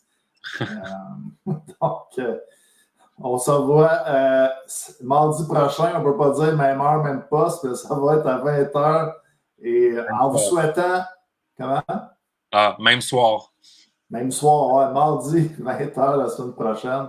On va revenir avec une autre bonne émission, un autre invité, et on va pouvoir vous parler des premiers matchs de la saison régulière qui vont avoir eu lieu. Sur ce, bonne saison 2023-2024 à tout le monde, à toi aussi, Dave. Merci à nos analystes là, qui sont venus sur le show là, ce soir, François Riopel et Maxime Duquet. Et merci également à Yann Sauvé, très généreux de son temps. C'est une particularité qu'on a là, dans la Ligue nord-américaine, je trouve, d'avoir cette proximité avec les joueurs.